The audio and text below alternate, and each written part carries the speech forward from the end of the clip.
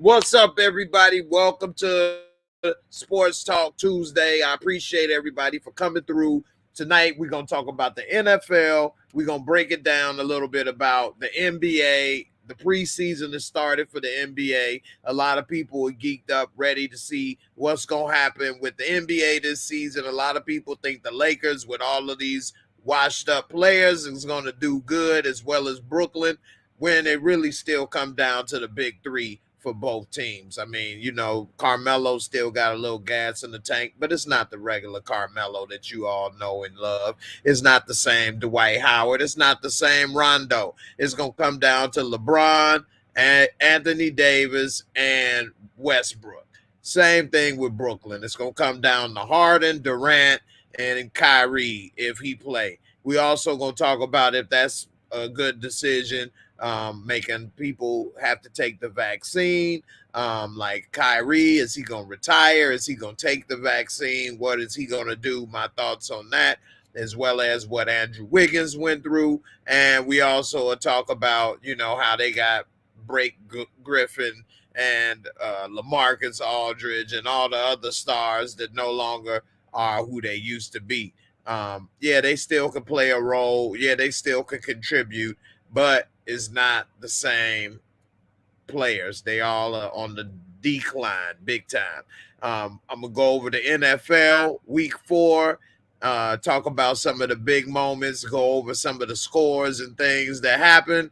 And also I'm going to give the link. So if you guys want to come up in the audience and chat and ask me some questions, you're more than welcome to. So without further ado, as they say, let's get ready to get into it.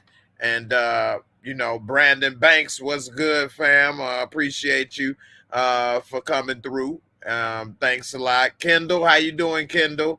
Appreciate you as well, stopping by to say hi, what's up. Encouraging Warrior, how you doing? Thanks for coming on. Appreciate you as well. And Montana Max, what's up, man? How you doing? What's good? What's good? Key Malik, what's up? What's up? Ill Woods, what's good, fam? All right. So we'll kick it off with the NFL first. That's why I got my little post up here with Brady. And we saw Brady had the showdown with New England. A lot of people been waiting for that all year, to see what happens since last year, basically, since he left New England. And I don't know why a lot of people were thinking that Belichick would probably get the best of him. I mean, Brady got a better supporting cast. He has a better team in Tampa Bay right now. That's just the truth of the matter. But it was a close game. And Mac Jones looks pretty good. He looks like he's going to be a good quarterback. So if you want to get some investments, you might as well get them rookie cards of Mac Jones now before they get to be a couple $100 or $1,000 by year 5 or 6. If you had a chance to get Tom Brady rookie cards, if you knew then what you know now, you could be sitting on a few $100,000 if you had a few of them. So you definitely want to check into that. Like I'm getting a call on the live TV over here.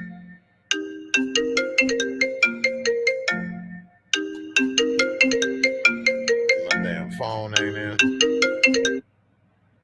Hello. I'm DoorDash, and this GPS, I don't know where it got me, but ain't your address is 9887? Yeah. I'm gonna have my son come out there and try to find you. I'm in front of 9889. All right. All right, here he comes. Got me going all over the place. All right. I'm in a white. I'm next to I'm next to 9891. You up in that area, up in there. Yeah. All right. I'm gonna have him come look. Okay. Damn DoorDash can't find nothing, man. They over here calling me.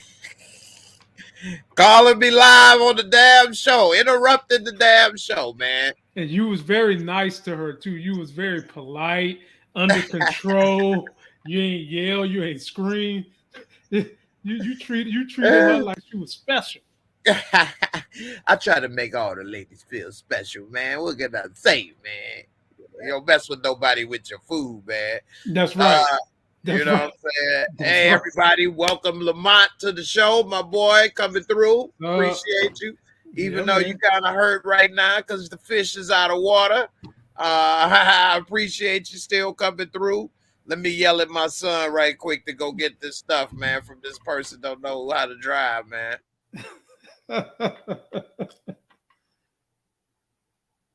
Wow.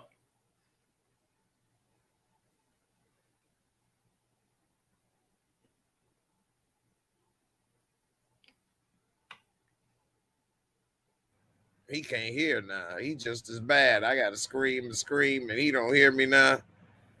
My damn phone updating. He done started school this year, right? Yeah, he a senior in high school right now, so you know, he growing up on me real fast, man. My damn phone updating right now, so it's frozen basically. Oh goodness. Oh goodness. Wow. Sometimes it seems like It's you can't cool. get right. Right, exactly. Can't get right, can't get him to wake up. Trying to get it in there, man. I'm gonna go ahead and be honest with you. Right. I had to take a deep breath that time to call his ass, man. my man put on the megaphone on his voice. Right. Boy, get your butt up. Called you. The DoorDash girl is out there. Look for her. She don't know what she's doing. Yeah. What's up, Kendall? How you doing, Kendall? Yeah. It's like my son digging in that food. That's why he can't hear you dead. Shoot, we ain't got it yet. She can't even find the damn address. So, all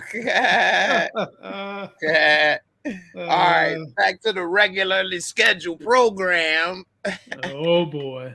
Normally I have my stuff blocked on Do Not Disturb. I'm about to put it on there now. I forgot to do it. I'm kind of glad I didn't because she would have just probably dropped it off at the wrong address. They just been trying then to send the picture. Like, don't you send the picture? Don't you see that's the wrong address and you still sent the picture? The hell? I guess they feel that to me like 3 times. I guess they feel like that let them off the hook to just you put it in front of somebody's house and say, "Oh well, I tried." Right.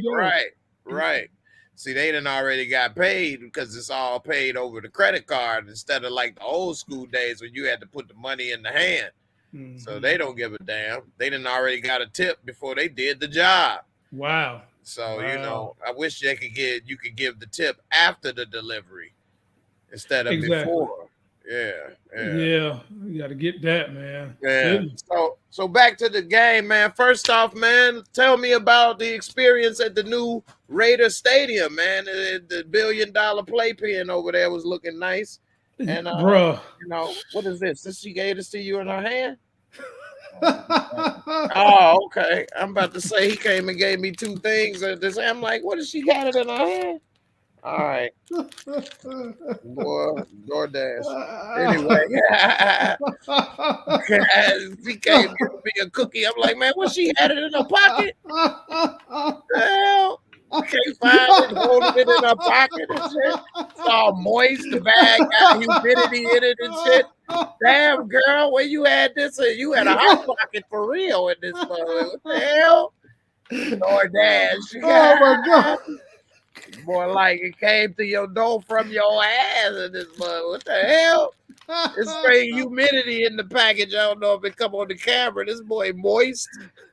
It ain't supposed to have no humidity inside the cookie. You know what I'm saying? She had it in her hot pocket in this piece. I wonder what she looked like. She might have been old girl in the bathroom with Lamar from she took your cookie and she went faucet on it. Right. You know what I'm saying? I'm going to give you a cookie, and this is a sample of what my cookies taste like. Exactly. Fresh. Exactly. Oh, God. Yeah. Oh man, And it's only one cookie. Ain't even get two with that. you supposed to get 2 of them? I thought so. It's all good, man. Damn. She don't Yeah. know where she going. She probably be circling around in here lost for another 20 minutes. So And at least you got that. But man, right. that For stadium, J-Mo, is amazing. It is amazing, man. Like, you sit here and you sit and think to yourself, these people that have this kind of money get to sit around, put half their money into something like this, then make the city pay for the rest of it. Yeah. It was a beautiful stadium. The only drawback was I never knew that women that are so hot could have such foul mouths. When I tell you them Raider women won't have no Lamont Tyson dressed up in his dolphin gear. Some of them, I didn't know. You would think some of them women was with the Navy SEALs the way they was cussing. Wow. And it was good at first. It was fun at first, and then I finally had to tell some of them about themselves. Now they was getting carried away. What? Because you had on Dolphins gear. Well, at first the Dolphins was beating the hell out of the Raiders. We were beating them 14-0 all the way to halftime. And so I would clap like Nancy Pelosi did Trump. And I was talking stuff, but I wasn't cussing at nobody. I was just saying go Dolphins, stuff like that. Right. This group of like Raiderettes, that's what they thought they was. They came walking past me, and one of them said, "Shut the F up." And she was. It's one thing to say. It's one thing to say "shut the F up" and you joking. Right. It's another thing you said and you mad and you going down the stairs. And I told her, I said, "I'll shut the hell up when you give back them breasts that you stole from somebody's doctor's office." And boy, she did not like that. Now let me ask you, was she white or black? She was white. And she obviously had a boob job. Now with no booty. No, she had a booty. She had a nice body, but the whole thing was fake. And so I guess in her mind, she thought that there was nothing someone could say to hurt her feelings. But J-Mo, I was a fat kid. I got picked on. I figured out I can get underneath the skin of anybody I want to. I don't care what you look like. I don't care if you look good. I don't care if you're ugly. I don't care if you look like an ant sitting on a sugar cube. I can figure out a way to figure out what you think is good about you and what's not. Damn right. I was destroying her plastic body.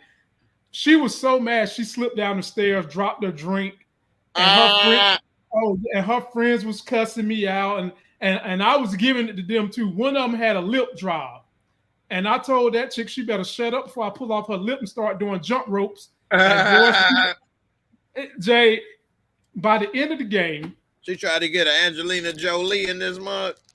It was a botched Angelina Jolie. I mean, Angelina Holy. Yeah, Angela, you got that right. They was all like these Instagram-y type chicks.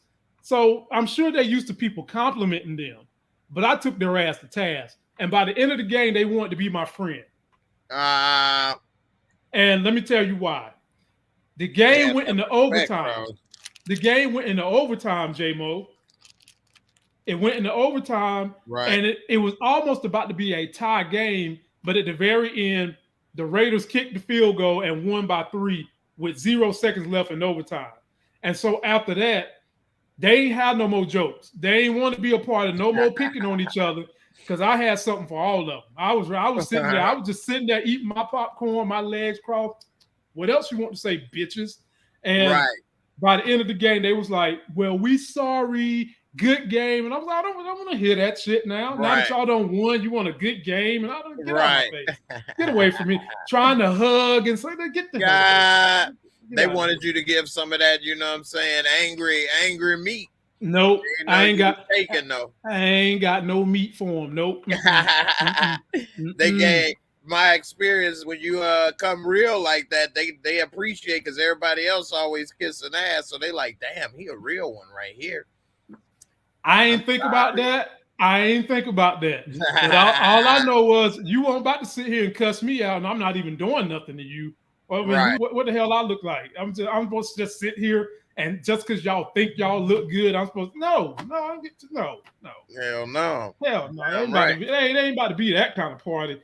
But after, like I said, when we was done, they wanted to hang out, asking me and my boy what hotel we at, and are we gonna ever come back for a Raiders game and all this? What? Oh yeah, you didn't really did a good job on their ass. They like, some women like to get put down and stuff. They like, ooh, nobody ever talked to me like that before. What hotel you in? Yeah. I'm gonna change your mind. I'm gonna make you like me. No. And see, at one point in time, one of them chicks was about to start crying, and I'm sitting there. I don't have no remorse for you because I'm cheering by myself. I'm saying whenever the Dolphins do something good, I didn't stand up and get in nobody's face. I would stand up and clap and go, "Yay, Dolphins!" Y'all just happen to come walking by. One of y'all said, business. "Yeah, one of y'all gonna tell me to shut the F up and sit down, you dolphin." And I'm looking at her like, "You got anything else you want to say before I get ready to go in?" And that's when they start tripping and it fell, about to cry, and it's just a mess. But other than that, the other fans was the kind of fans you like that would talk smack, but they ain't go that far. You know? Kept it about the game. Yeah. So other than that, man, the fans was nuts. It was a crazy atmosphere.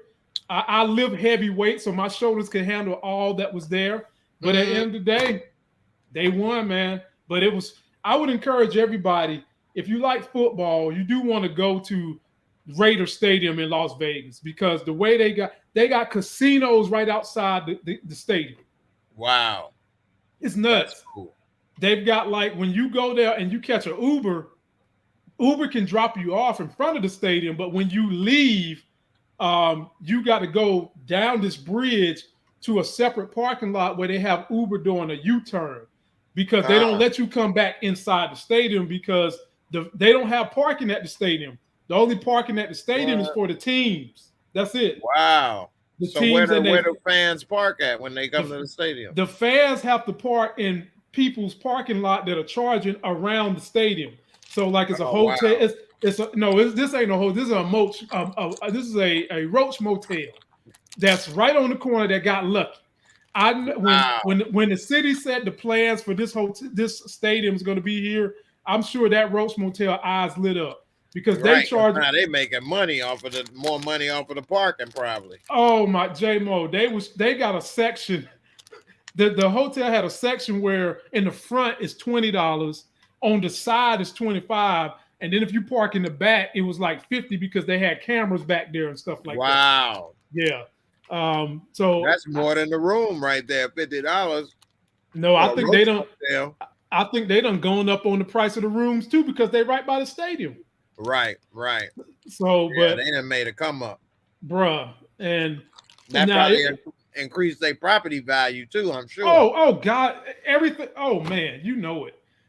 And I'm sure the city has owned them to make their property look better, because you don't want to be passing by that and then the stadium is like the next block up. It don't look right. It don't look right. But definitely. And then you had Tamika. What's up? What's up? But yeah, man, you're right about that. I remember the Bulls Stadium used to be near the projects in the hood, and they cleaned all that up. All that up eventually. It's like condos, $300,000 condos and stuff. It looked like downtown Chicago now. What? Yes. It looked like downtown Chicago, but they tore all of that stuff down.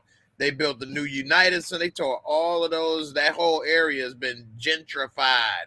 The definition of it right there, boy. So, and see, it makes you mad that a lot of the time when they do that, the people who living in the property don't own it, so they can't take advantage of all the money they just be sloshing around. Yep. So that you can capitalize on it, but you don't usually own the property. Them out, and they don't get nothing. Make no money, nothing. Don't make any to sell, rent, nothing. Nope. And but I would say, man, you should, if you get a chance, man, go to one of their games. You'll have fun. It's very accessible, no matter who you are, no matter if you have a disability, anything. They've got like an elevator that looks like the pull down thing on a casino slot machine. Oh, that's tight. It's dope, man. They got a fake Vince Lombardi trophy that runs from the bottom floor all the way through the 6th floor of the whole. Wow. Yeah, it's nice, man. Yeah. It's real nice. I mean, I'm a little sad because the Bears announced they're gonna be leaving Soldier Field. What? Yeah, the Bears said they're gonna be leaving Soldier Field. They going all the way to the suburbs. Jay, they're an hour away. Yeah, Soldier Field is like iconic. I know. But see, a lot of people don't know the Bears don't own that. That's owned by the Chicago Park District, and they pay rent. And I didn't know this till I read the article about it, that Soldier Field has the smallest seating capacity in the entire NFL. That's after the renovation. Mm-hmm. Yeah, because they ain't got but like what, 35,000 seats? Something like that. Yeah. They got the fewest amount of seats in the NFL, and they want more seats. They want a bigger place. And Soldier Field, like you say, is iconic. Iconic. So it's only so much they can do. Like, they couldn't tear down the facade. You know what I mean? That's why they had to put that spaceship in there, because that's basically all on the inside, and they got it like spilling out over the facade, but they can't tear down that outside of it. So with that, you only limited to so much you can do, because you got to keep that iconic outside there. So is the new building? Is the team going to own the new building, or is this going to be another? No, they building it from the ground up. Yeah, they're going to build it from the ground up, and it's going to be out in the suburbs. And that's going to be a herder right there, because I ain't been to a Bears game in a while, but I damn sure probably won't go when it's all the way out in the suburbs where they plan on doing it. I forgot the name of the suburbs. I'm pulling it up right now, the article. But yeah, that's definitely going to be pretty bad.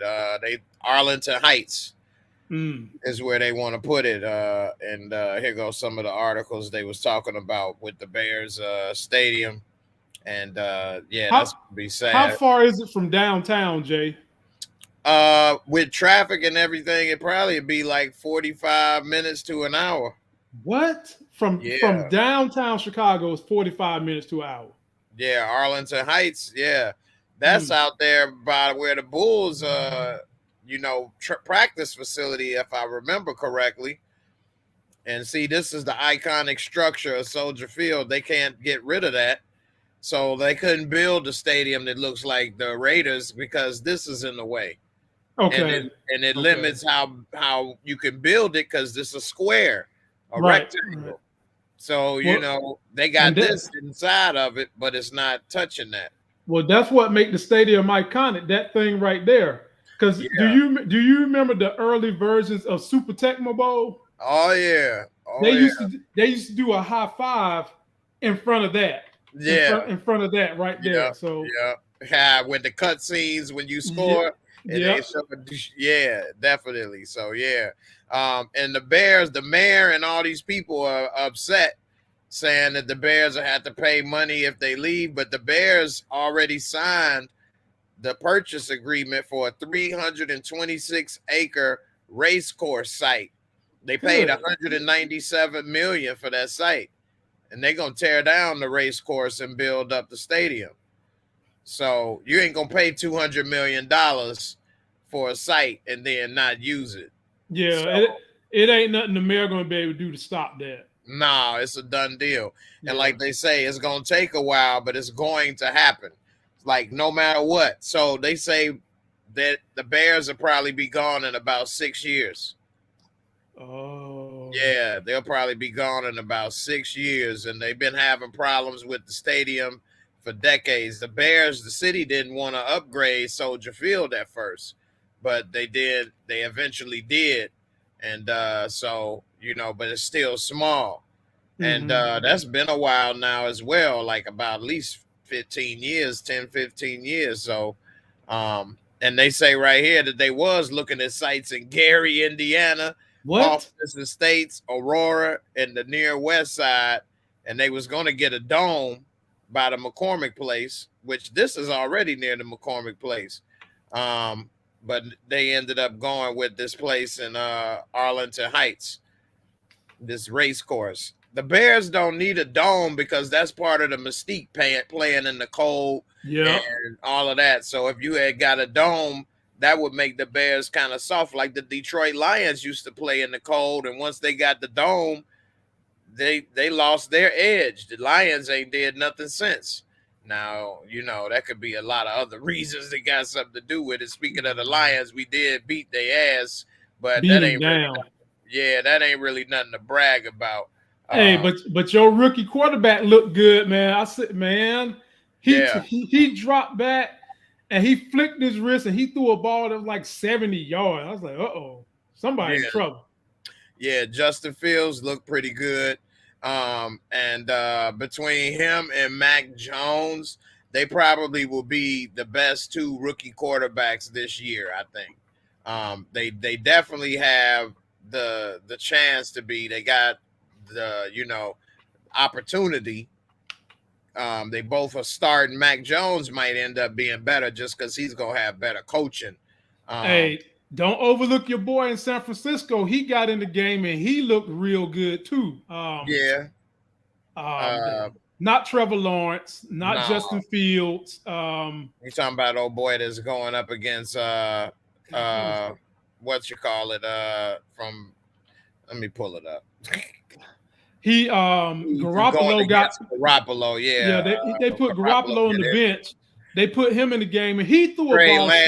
Trey Lance, man, he got in the game. He threw a ball like 70 yards, and it looked like he didn't have no effort behind it. He just flung it, and it looked nice, man. If he can get in the game, he's scary. He's 6'4", can run. I mean, when I tell you that, he got an arm, J-Mo.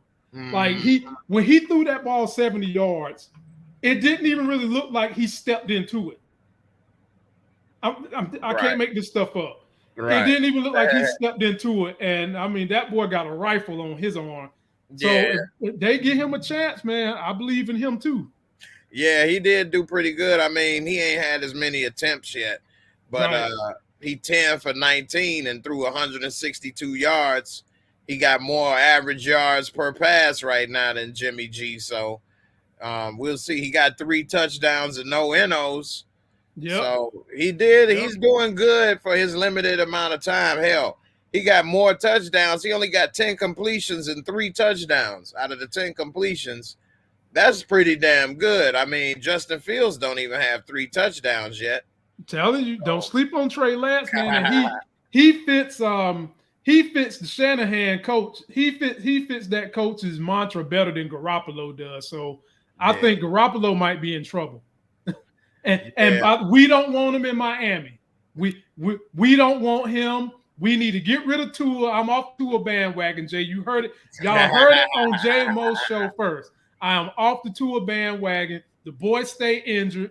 I got dogs that have lived longer than he's played in the NFL, injury-free. Get rid of them. We need to move on. Cut our losses. He hurt Tua much. He get hurt Tua much. You said it right. 2 times a month. He hurt. Right. We can't do nothing with that, bro. We can't get no consistency. And the defense been playing decent, but the offense ain't doing nothing. So we gotta retool. And I still think they might get Deshaun.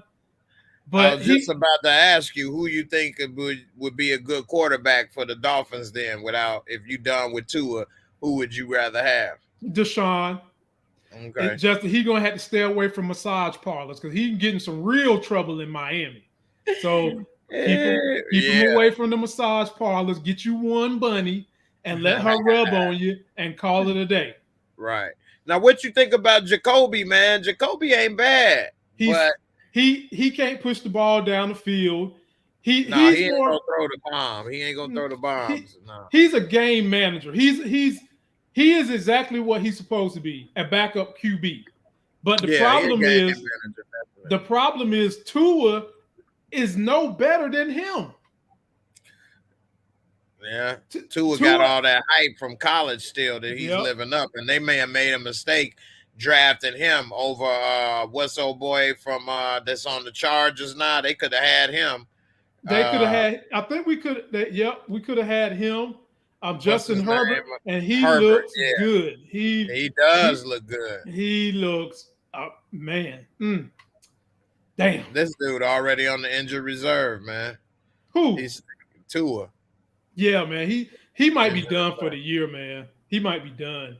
I think that even though they repaired that surgery that he had with injury, that Bo Jackson injury, like you said, I didn't realize it was that serious. I wasn't following him that close. I think that injury is very hard to come back from, man. He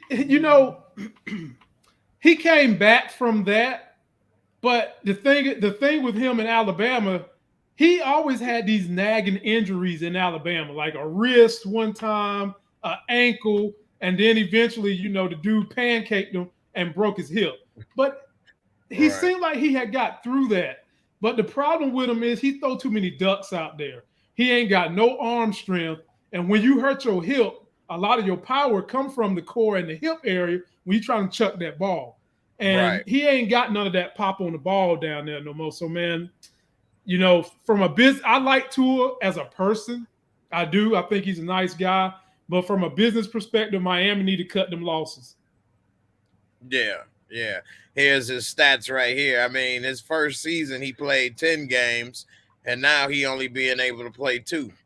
I mean, he put up 11 touchdowns, 5 interceptions, 1,800 yards, but he got 6.3 average, pass, which is, mediocre. It's not the greatest.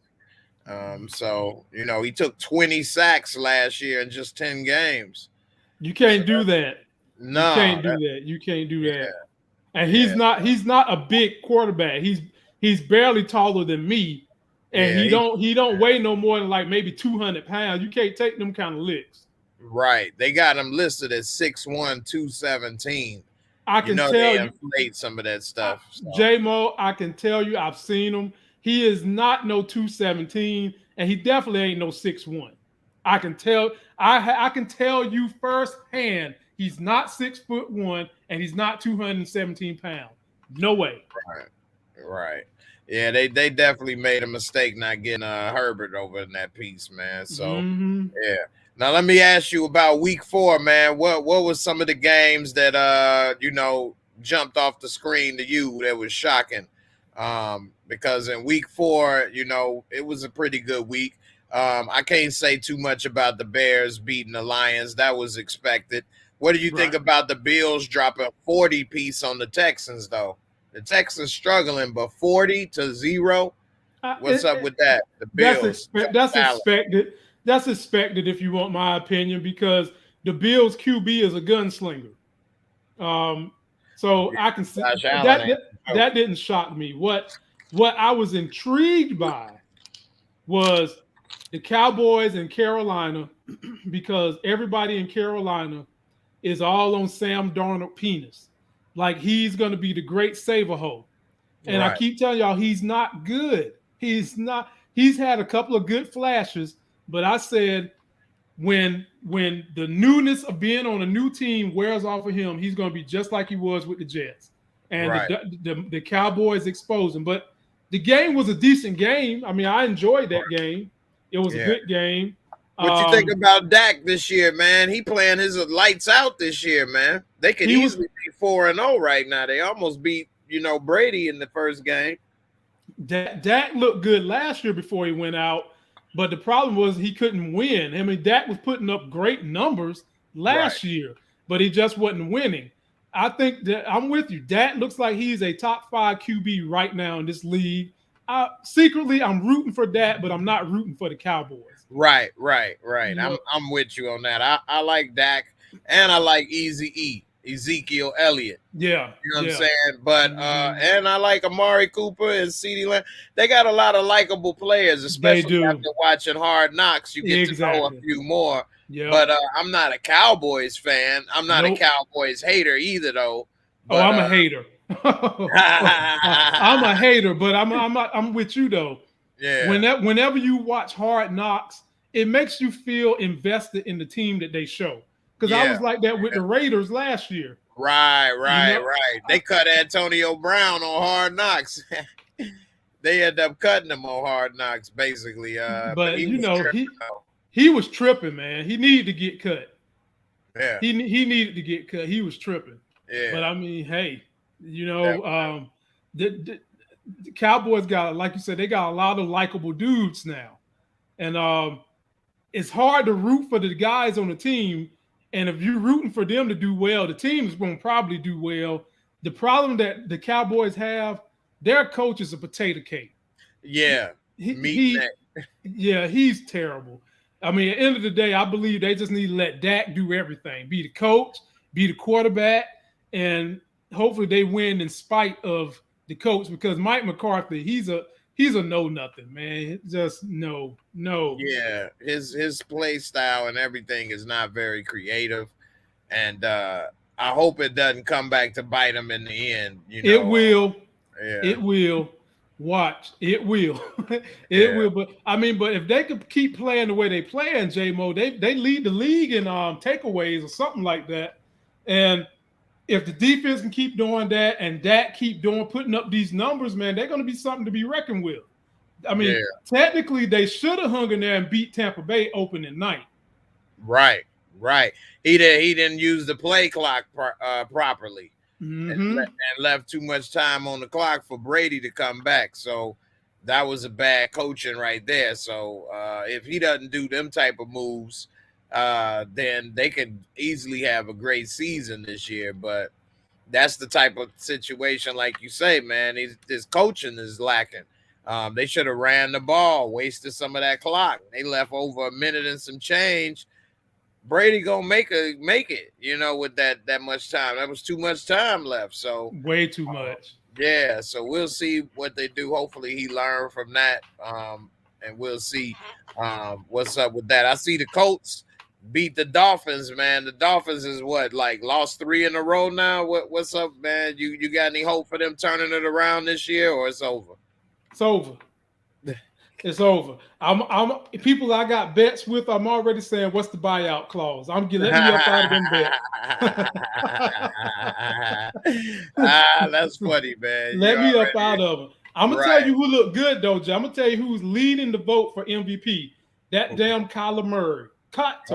Arizona. They look like the best team in the NFL damn near right now. Kyler Murray is looking, man, dude is looking amazing. And he legitimately is my height. Legitimately. And he escaped the play and tossed that ball. It seemed like everybody was throwing the ball 50 or 60 yards this week. He launched one, and I was like, well, damn. He looking good, man. When we was doing this show, and everybody, you all check it out. That's why this is recorded. We was talking about best QBs. We mentioned that he should have been on that list. We did. Because your boy jumped up here and told us we was crazy. Yeah. Kyler Murray got that game, man, and right now, he looking real good. Like you say, they got him listed as a MVP candidate right now. I know it's only 4 games in, but he's balling, man. He got Arizona looking great. They 4-0, and and they beat the Rams. Jacksonville, that ain't really much. Minnesota ain't too bad, and Tennessee is all right. So we'll see what happens as the season goes on. But he leading the league in what is he? He's leading the league in percent and pass completion. He's like 3rd in QBR, and he's like 3rd or 4th with total touchdowns. Mm-hmm. Dude, I mean, when you talk about running QBs, him and Lamar is the 2 I think of. Except for this boy can throw the ball too. Right. Yeah, because right here, they beat him 37-20. Right here on ESPN, they got it between Murray versus Mahomes for MVP. Mm-hmm. So we'll see what's up, man. He ain't that big of a quarterback either, though. I seen him too, J-Mo, and me and him look each other right in the eyeball.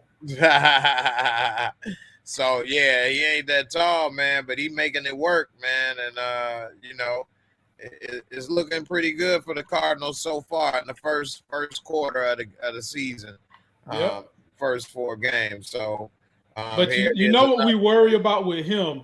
With him, you worry about getting injured too, because he's a little dude. 5'7" is not tall, and he probably weigh about 210. He's a solid 5'7", but still, yeah, he's solid, man. And they list him as 6 foot. No, oh hell no! They need to stop this mess, man. He's not no 6 foot. No, they got him listed at 5'10" right here. Okay, well, he's 5'7". He's 5'7". He ain't 5'10". I'm telling y'all, he's 5'7".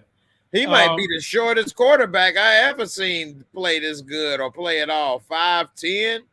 Doug Flutie. Doug Flutie. Yeah, and Drew Brees is really 5'10", 5'11" as well. Right. They got him listed at like 6 foot even though, but that's with some tall ass cleats, 3-inch cleats. Yeah, they giving him the cleat advantage. Right. Come on, Cletus. But damn, 5'10". I didn't even realize he was that short. Yeah, man, he's a little dude, man. I'm surprised he could see over the offensive line. Well, what he do is he run out to create throwing lanes like Russell Wilson do, because Russell Wilson's short too. Yeah, he is. And the thing with Kyler though, Kyler is lightning quick. I mean, dude is lightning quick, man. He make you miss like Barry Sanders. And when he make you miss, he trying to throw the ball. He ain't trying to per se run. He'll run on you, but he trying to throw the ball. Right. Definitely. So, yeah. I'm interested. Dak is in the MVP race. Dak is playing good. He is. He definitely is. Yeah. He definitely is. Yeah, Larry Jones. The Browns is looking good, man. Baker, they a little too hard on Baker though. You got to keep in mind, y'all ain't had nobody in forever. So now that you all getting a little taste of success, like I saw on ESPN, they was like, is Baker the key for them? Like Baker got them winning though. They 3-1. Yeah, he may be a little inconsistent here and there. He's still a young quarterback. This is what, his 3rd year. So I think this is his 4th year, but fourth year. Yeah. But that's the question with him, Jay. He's inconsistent. You can count on him sometimes, but then there's times you can't count on him. Right, and that's true. I can't disagree with that. But he's still young, and he has done a good job. I think if he was on the Bears, I wouldn't complain as much. Yeah, he ain't consistent, but I mean, he didn't put up his first year, 3,700 yards, 27 touchdowns, 14. His second year was his hardest one with the 22 touchdowns, 21 NOs. If people was injured, he tried to make too much happen. But last year he cleaned it up with 26 touchdowns and only 8 NOs at 3,500 yards, 62%. So this year he has 65% completion. That's his best year completion percentage. He only got 2 touchdowns, 2 NOs, but he's being more patient. And he's got 8.3 yards per pass, his best year in that, and 900 yards in just 4 games. So if you go in and by quarters, 4, 8, 12, 16, you got 1 more game now. But if he keep this up, he might be on pace for damn near 4,000 yards. We'll see. Yeah. If he keep it up, the problem is he's going to disappear for like 3-4 games. He's going to ruin all that. But, I will say this in his defense. All his 4 years in the league, the first 3 years, they kept changing his coordinator. And it's kind of hard to get, hone in on your craft if you got to keep relearning a new system every single year. Right. And, the dudes that do real well are the ones who have a system. They know that system by year 5, it's the same system, and they just click it. They just click it. Right. So I will say that in his defense, but yeah, I'm still not wild about Baker Mayfield just yet. Right. I mean, that's a great point what you said, especially for a quarterback. You need consistency with the system. Football is really hard to learn all those plays and stuff. Yep. a lot of people don't really pay attention to that, but like Justin Fields, he got the plays. He still got to have it on his like jersey on the little, around his waist, because that's a lot of work to memorize all that stuff. It's a code. Right. Yeah, they don't just run to the left, this, that, and the other. Like they got it in their little code language. You got new coordinators. This new language is like learning a new language and stuff. Mm-hmm. So, exactly. Yeah, it's difficult. Yep. What you think about Baker being listed as 6'1", 215? I thought he was shorter than that. He's not no 6'1". He's at best he's 6 foot, at best. But he ain't no 6'1". No way. Yeah, I didn't think he was 6'1" either. I thought he was about 5'10", 6 foot, 5'11", something like that. Now, see, I can't confirm his height because I ain't never seen him. But the people that know him, they said he's not no 6'1". Right. I like how he kind of a self-made dude, though. How he, worked his ass off to get to where he is. He didn't really just have unbelievable talent that carried him all the way. He was like a walk-on or wasn't drafted or something at first, wasn't he? No, he was drafted. Not recruited. Not recruited. Yeah. In college, he wasn't heavily recruited. Right. And then he switched schools in the middle of his college career because he wasn't getting the kind of shine he wanted. But I mean, yeah, he definitely has a good winning the Heisman and stuff. Yep. Yeah. Now I like how Cleveland used Nick Chubb and Kareem Hunt to pound that ball, though, man. 100 yards and 69 yards, 21 carries, 14 carries. That was smart in a way to use your weapons properly and not make him throw too much. He did throw 33 times, only hit 15, so he did throw a nice amount. But, Kirk Cousins threw 38, damn near 40 times, 20 completions. And a lot of people say Kirk Cousins is overinflated. So I definitely agree with that because he held out and he kind of got caught up in the free agency madness and got all that money. But what has he done for you? Right. They say a lot of his stats come in empty, stats. Like he'll pile up a lot of stats in a win, but when you need him to come through for you in a tight game or a loss, he nowhere to be found. Right. So, right. Yeah. You can't always just go off the stats alone. I like to go off the stats, but I know that's not all you have. You can't just go off stats alone. So what's up, man, with the Saints? They lost to the Giants. What you think about the prospects of famous Jameis up in here, man? They ended up putting Taysom Hill in there for a little bit. I think Jameis had to sit out for a second, but what's up with Jameis, man, and the Saints? Man, I'm wishing Jameis well, but he's playing highly inconsistent too. It's like every other week he gonna look good. So first week he looked good against Green Bay. The next week he looked horrible. Then the next week he looked good, and then this past week he didn't look all that good. So right, they got the training wheels on him. He ain't really letting him throw too much. He only threw 23 attempts. So I don't know. He ain't thrown, I don't think, 30 times in a game yet this season, which probably is good because when he tried to do too much, he damn sure end up looking bad. They had Kamara. The Camaro was rolling good, 120 yards. But Daniel Jones with 400 yards passing, 28 for 40, 10 yards per attempt. That's a first down every completion. Yeah. So what's up with Daniel Jones? He ain't consistent either. Was this a fluke or is he warming up? Man, Daniel Jones, every now and then he'll show you a flash of greatness, but then he disappeared for like 5 games. I remember last year he had a run where he ran for 75 yards and then stumbled at the goal line. Nobody was near him. He was running as hard as he could go, and then all of a sudden just lost his footing right at the goal line and fell down. Bloop. And dude is kind of athletic. He can run a little bit, but he's just so inconsistent, man. It's like you might get – no, he's consistently bad. They got might, him at 6'5" too. He he's got tall. all the physical stats, 6'5", Yeah. 220, but he's a big boy. yeah. And he's got an arm on him.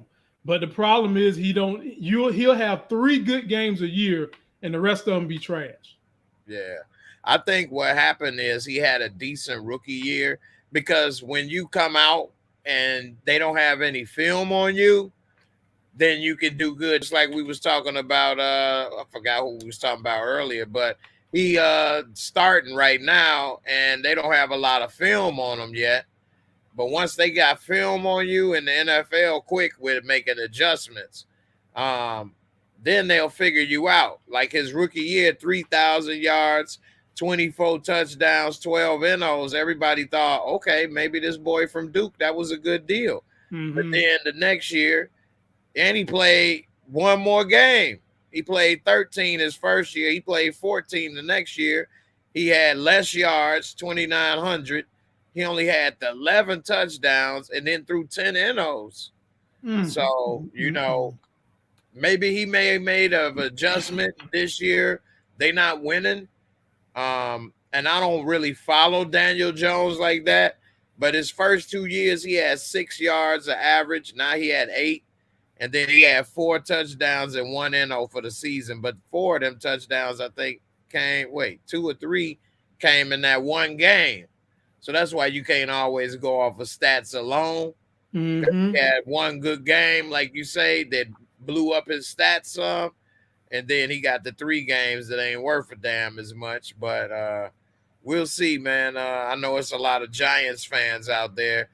Anybody that's watching, if you're watching and you're a Giants fan, let me know in the comments below or in the comments live what you think about Daniel Jones. Should you keep him or toss him? Toss him. Right. I mean, I'm already hearing calls for not only Daniel Jones but the coach too. I definitely don't think that's a good coach. He came out of nowhere as far as being a coach to get that. I think he was a coordinator or something, and then got the job. But I don't think he really showed enough to get that job. And I mean, why they don't get people like Lovie Smith a second chance and stuff? I don't understand. Unless there's some home cooking. There's a lot of home cooking going on in the NFL. Yes, and on top of that, they like these young dudes who they think got these innovative, sexy offensive ideas. They don't want the old school dudes who want to play great defense and base their game on the run. They don't want that no more. They want sexy, air it out football. And they think that these young guys have all these new ideas, so that's why they keep going after these young cats. Mm-hmm. Yep. Yeah. And also the NFL is a copycat league. So they saw they got what's old boy McVay and young, and then they got Shanahan, and he was young and had some success. So now everybody looking for that. But those are 2 rare situations. I think both of their dads were coaches too, right? Yep. Yeah. So of course Shanahan. I think McVay dad. That was son. So they've been in coaching their whole life. You know, so it's not the same as just getting a young coach. You know, those are 2 rare instances. And so, you know, I don't know, man. It's not a lot of originality in the NFL. Once you see something that works, everybody wants something like that.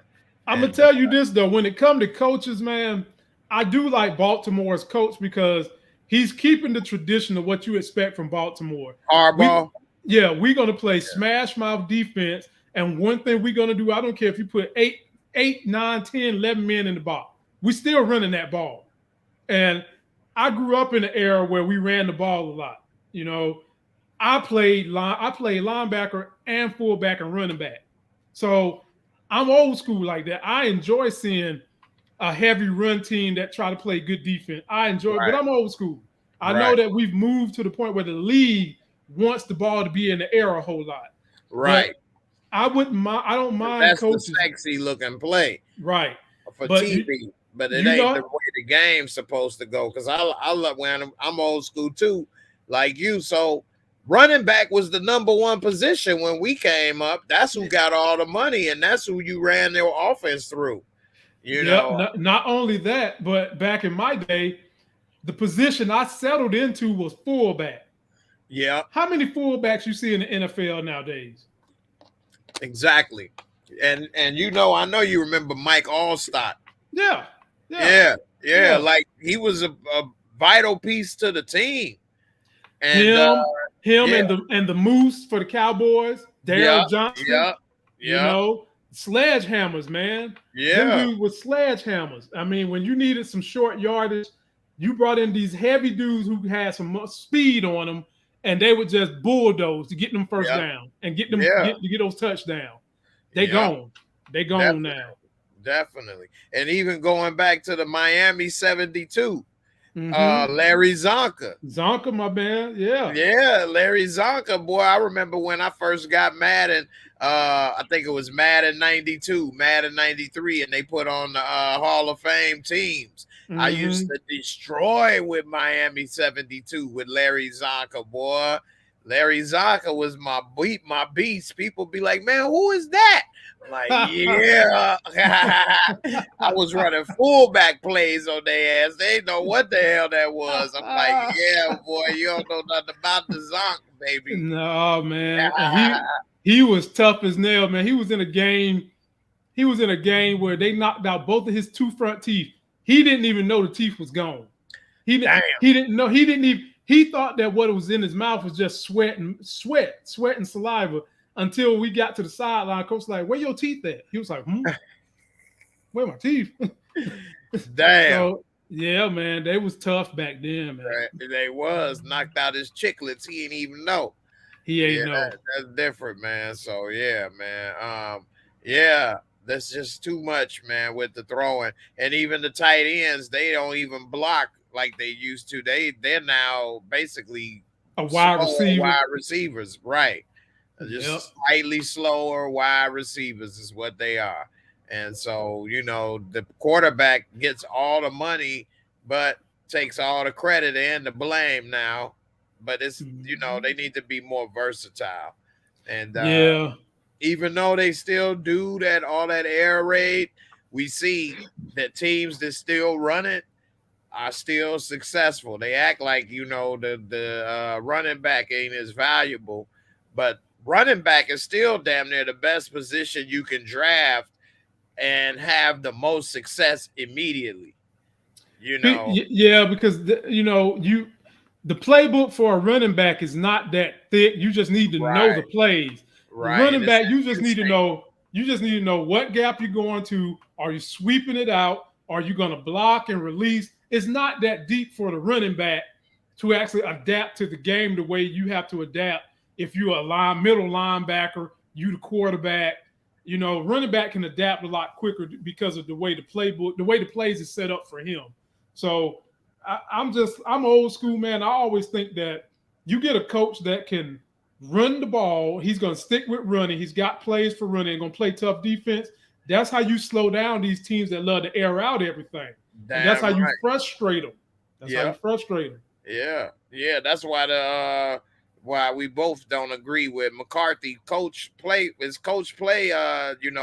because he should have definitely ran the ball more that game against Brady to keep the ball out his hands. That's another part of the strategy. That's how you beat a player like that, not let him get the ball. And look, and to be honest with you, ever since after that game, Dallas has had one of the most well-balanced attacks that I've seen in the NFL.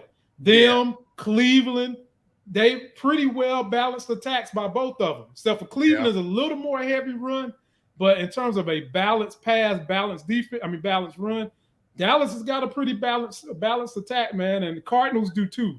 Yeah, I was just about to say the Cardinals, man. Chase Edmonds is having a good year. He don't have a lot of touchdowns, but I'm just pulled up his stuff. He almost averaging 6 yards a carry. Good googly moogly. Yeah, that's great right there. That's like every 2 carries is a first down. Got that right. Yeah, so in 4 games, 43 attempts, 255. He averaging 5.9 yards a carry. He done broke off a 54-yarder. So he ain't getting the touchdowns though, but he definitely is getting the success and running the ball. They got Connor in here. James Connor been a few places. He's still hanging in there. He got 4 touchdowns. He really kind of reminds me of a fullback in his play style. But yeah. He was with Pittsburgh. They let him go. Yeah. And I think he was with okay, that was a different Connor.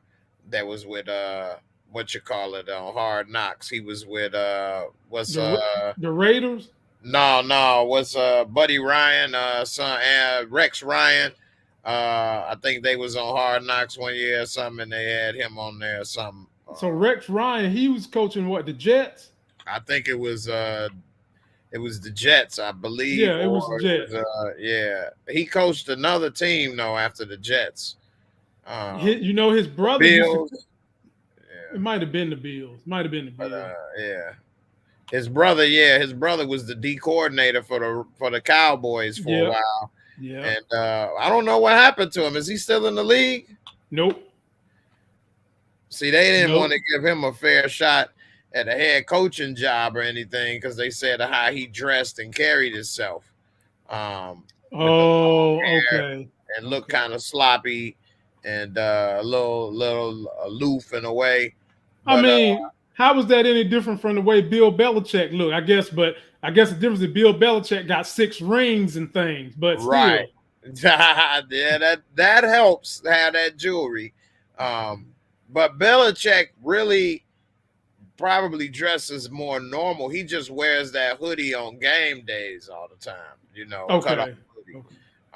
But I don't think he just walks around all the time looking like that. Okay. So I don't know. Let's switch it up to the NBA right quick. The preseason just started.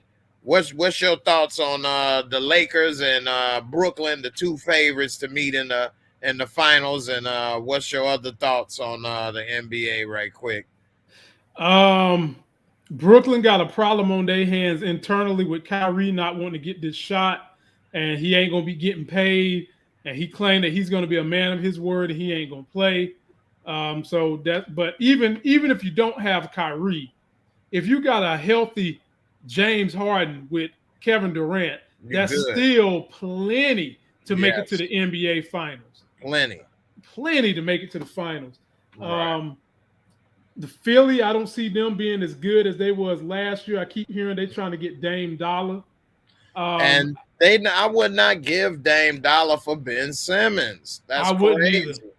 Right. To be honest with you, Ben Simmons needs to change positions because other than that, he's no good for me, man. He's no good. I mean, he can't shoot. He got the ball in his hands too much, and he can't score.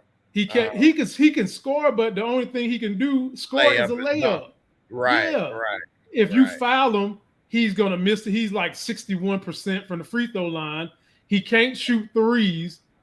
He just needs to become like a small forward. That's what he needs to do. He cannot be your point guard.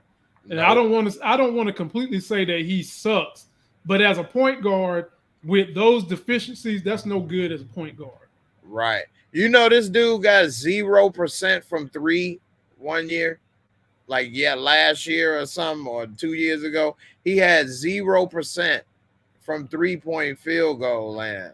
Let me see if they pull it up on here. I know I got it on Basketball Reference. How the hell could you have a ball in your hand and you're the point guard with 0%? And people love to talk about his defense ability. He's 6'11", 240 with speed, and he's guarding guys 6'2", 6'3", 6'1". You better lock him down. You don't have a choice. Right. Look at this. His first 2 years in the league, he shot 0% from 3-point land. 0%. And then he got up to 28 and 30%. But if you look at his attempts, it still wasn't that many. He took 0 from 11, 0 from 6, He went 2 for 7. He took 7 threes the entire year as the point guard in today's NBA. 7 attempts. And then last year, he made 3 threes all year out of 10 attempts. How can you be the point guard taking 10 threes? Embiid is a better three-point shooter than you, and he's the center. Yeah, that's a problem. Yes, that means that you're not a threat when you're on the perimeter as the point guard. They don't have to work. So that takes away from your playmaking ability because they know you ain't going to shoot the three. Right. All they got to do is play you for the drive. Exactly. Which is why his scoring is going down. He was 15.8, 16.9. Then he was down to 16.4. Now he's down to 14 points a game. And you see, a lot of people still holding on to this dude because of the potential they think he has. And I'm like, at some point in time, that potential has to become kinetic energy. He's got to produce at some point in time. And if we go by what we've seen for him just last year, man, I wouldn't want him. I wouldn't want him either. Do you know, you wasn't here on the show, but a couple weeks ago, I had a debate and they was trying to say that Ben Simmons is better than Zach LaVine right now. And that they would rather keep Ben Simmons over Zach LaVine right now. Zach LaVine averaged damn near 28 points a game, a top 3-point shooter. I was going to say what they want Ben for because he played a little bit better D than Zach. That's what they tried to say. And I even pointed out in the head-to-head matchups because they have that statistic on Basketball Reference. Ben Simmons, when he go head-to-head against Zach LaVine, Zach LaVine averages 28 points a game. That's crazy. Yeah, so where's his D? He's still dropping 28 on his head. No, that's not even close. That's not even close. I mean, if you're going to play lockdown D, you got to be getting Defensive Player of the Year to overcompensate for all the things that you're missing being somebody's point guard. Exactly. You can't be a point guard and be a terrible free throw shooter. You got to have that more than you need the three-pointer, to be honest with you, because you put a hoop and get the and one, that's a three-pointer, basically, if you can get your percentage up. And he can't even do that. Nope, he don't work on his game. And if he got his free throws together, I'm 100% with you. That would bump him up at least another 5 points a game there, minimum. And it would make him more of a threat because you can't stop him when you a 6'1", 6'3" point guard from driving. Other than foul him. But if you could foul him, you know he won't hit. This dude shot 56% from free throw, 60%, 62, and 61%. So, you know, he hit 6 out of 10 free throws at best. You can't do that, J-Mo. You can't do. And to be honest with you, I don't even see his trade value being all that high. Really? No, I don't either, especially in his postseason numbers, because he gets worse in the postseason. He averaged 14 points a game this last year in the regular season. It dropped down to 11 points in the postseason. Good. And then his free throw percentage dropped from 60 to 34%. 34. What we supposed to do with that, J-Mo? Nothing. What we supposed to do with it? I can't do nothing with that. That's a role player, a bench player at best. At best. Yeah, you can't have 11 points and 34% from free throw, and you're supposed to be the second best or maybe even the first best player on the team. Yeah, man. You know, and then people, when I was doing that video, they say, well, what about Tobias Harris? That has nothing to do with Ben Simmons. What about Tobias Harris? What about him? They talk about he didn't produce and he get paid just as much, this, that, and the other. He ain't the number 1 overall pick. Nobody is talking about Tobias Harris is supposed to be the star of the team. But didn't he produce more than Ben Simmons? I mean, he at the very least hit better free throws. He hit everything better, and he scored damn near 20 points a game. My point exactly. 3-point shooter, a better free throw shooter. What? Ben Simmons can grab some rebounds. I mean, he's 6'11". So he's a center. He should.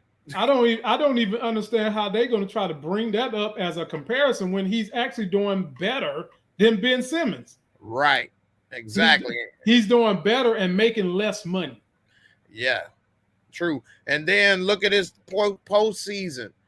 Postseason, that's where you really supposed to make your money and show your value. His 3-point percentage in the postseason, 0, 0, 0. This dude ain't never hit a 3 in the postseason. You ain't never hit a 3 as the point guard in today's NBA in the postseason. Get what? I'm not giving you Dame Dollar for this. What? Is you create Dame Dollar dropping threes from half court to win the game on Paul George, who's a great defender. He dropping it in his face to win the game. This dude wouldn't even did. He would have passed it to somebody else because he can't hit a free throw or a 3. And that is if the coach have him in the game. Right. Because you become a liability when it's a close game and you can't hit no free throws. Yep, because they can just hack a shack you. Yep. And in 3 years in the postseason, 3 years, he has 2 attempts from 3-point line. Wow. He don't even take 1 3 a year in the postseason. Wow. What you supposed to do with that? Yeah, exactly. And we got people like Young Slim. That's the problem. You want to keep Ben, you're not trading him, you're not going to win.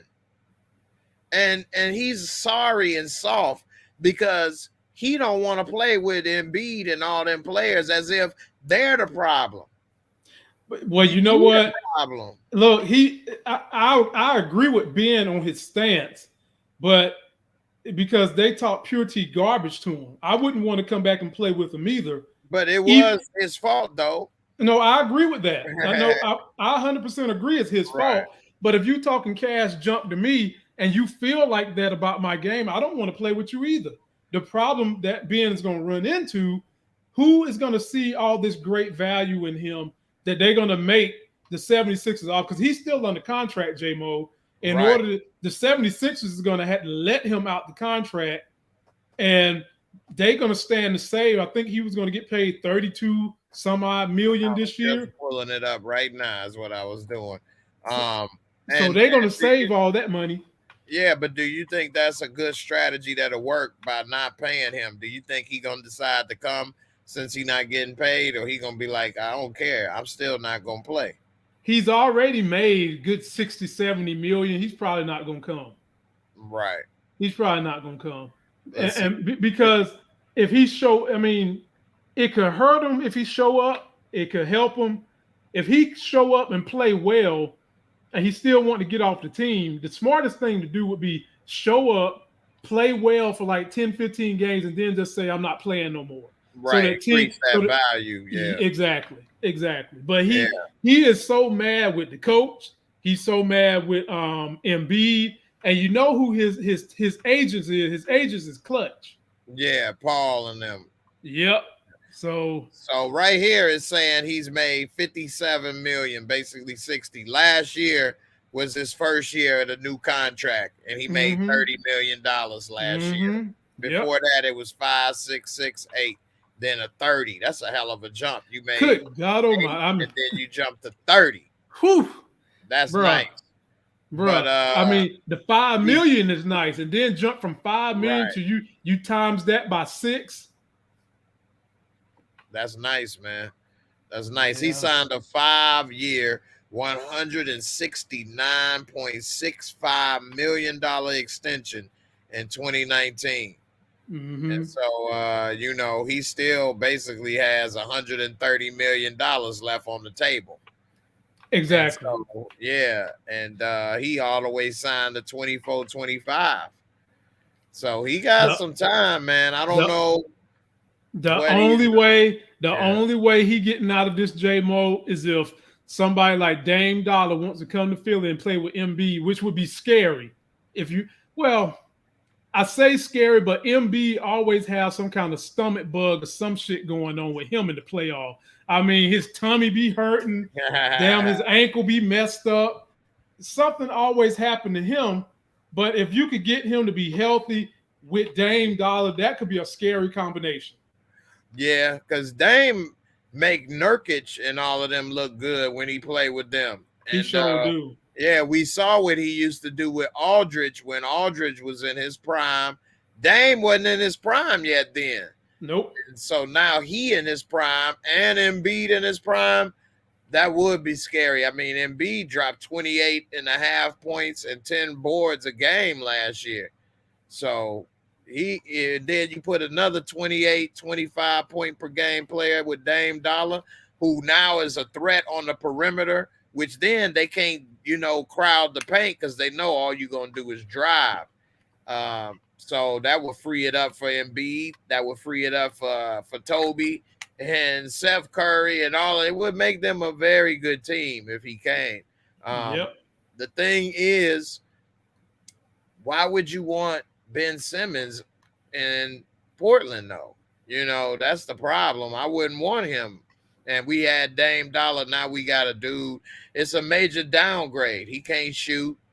Yeah, he could pass and stuff, but Dame Dollar was passing.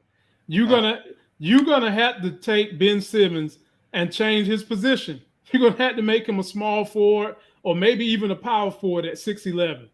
You're gonna have to change his position. You're gonna have to. Yeah. My best trade place for him to go, I don't think it's gonna happen because Philly probably wants more, but Draymond Green and some draft picks, maybe another player, but I wouldn't give up Wiggins and I wouldn't give up that new rookie big boy. I wouldn't give him up either. I can see that. I can see that because I mean they both basically think they point guards, basically. Except for Draymond. Draymond shoot way better percentages from the free throw line and the 3-point line. Yeah. But Ben Simmons is bigger than Draymond. And Ben Simmons, I probably give the nod in terms of defense to Ben Simmons if I'm comparing the two. Because Draymond ain't got Ben Simmons' foot speed at all. No, he don't. And he older.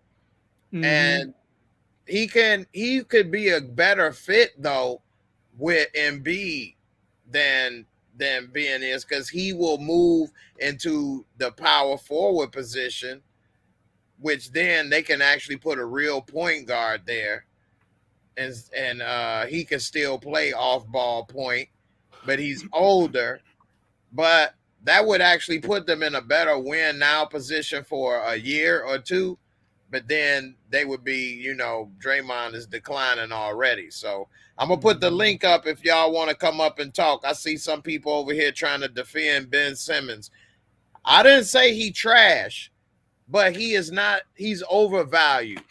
Definitely overvalued. Definitely overvalued. J-Mo, I got to get out of here, my man. I'll catch back up with you Monday, brother. Definitely, man. Appreciate you for stopping through. Oh, for sure. Always. And, we'll see what happens with our teams this year. My Bears 2-2. You got your Dolphins 1-3. I ain't gave up on my team yet. Justin Fields looked like he might be all right, but I'm worried about Nagy. That's another coach I'm worried about, how they get their job and what's going to happen with that. Well, for all my Dolphins fans, just go ahead and tuck it in. Put all your clothes back in the trunk. We ain't doing nothing until next year. It's over. Good night, Irene. I'll see y'all, fella. Yep. You take it easy, man. You same, brother. Yep. Yeah, definitely. So,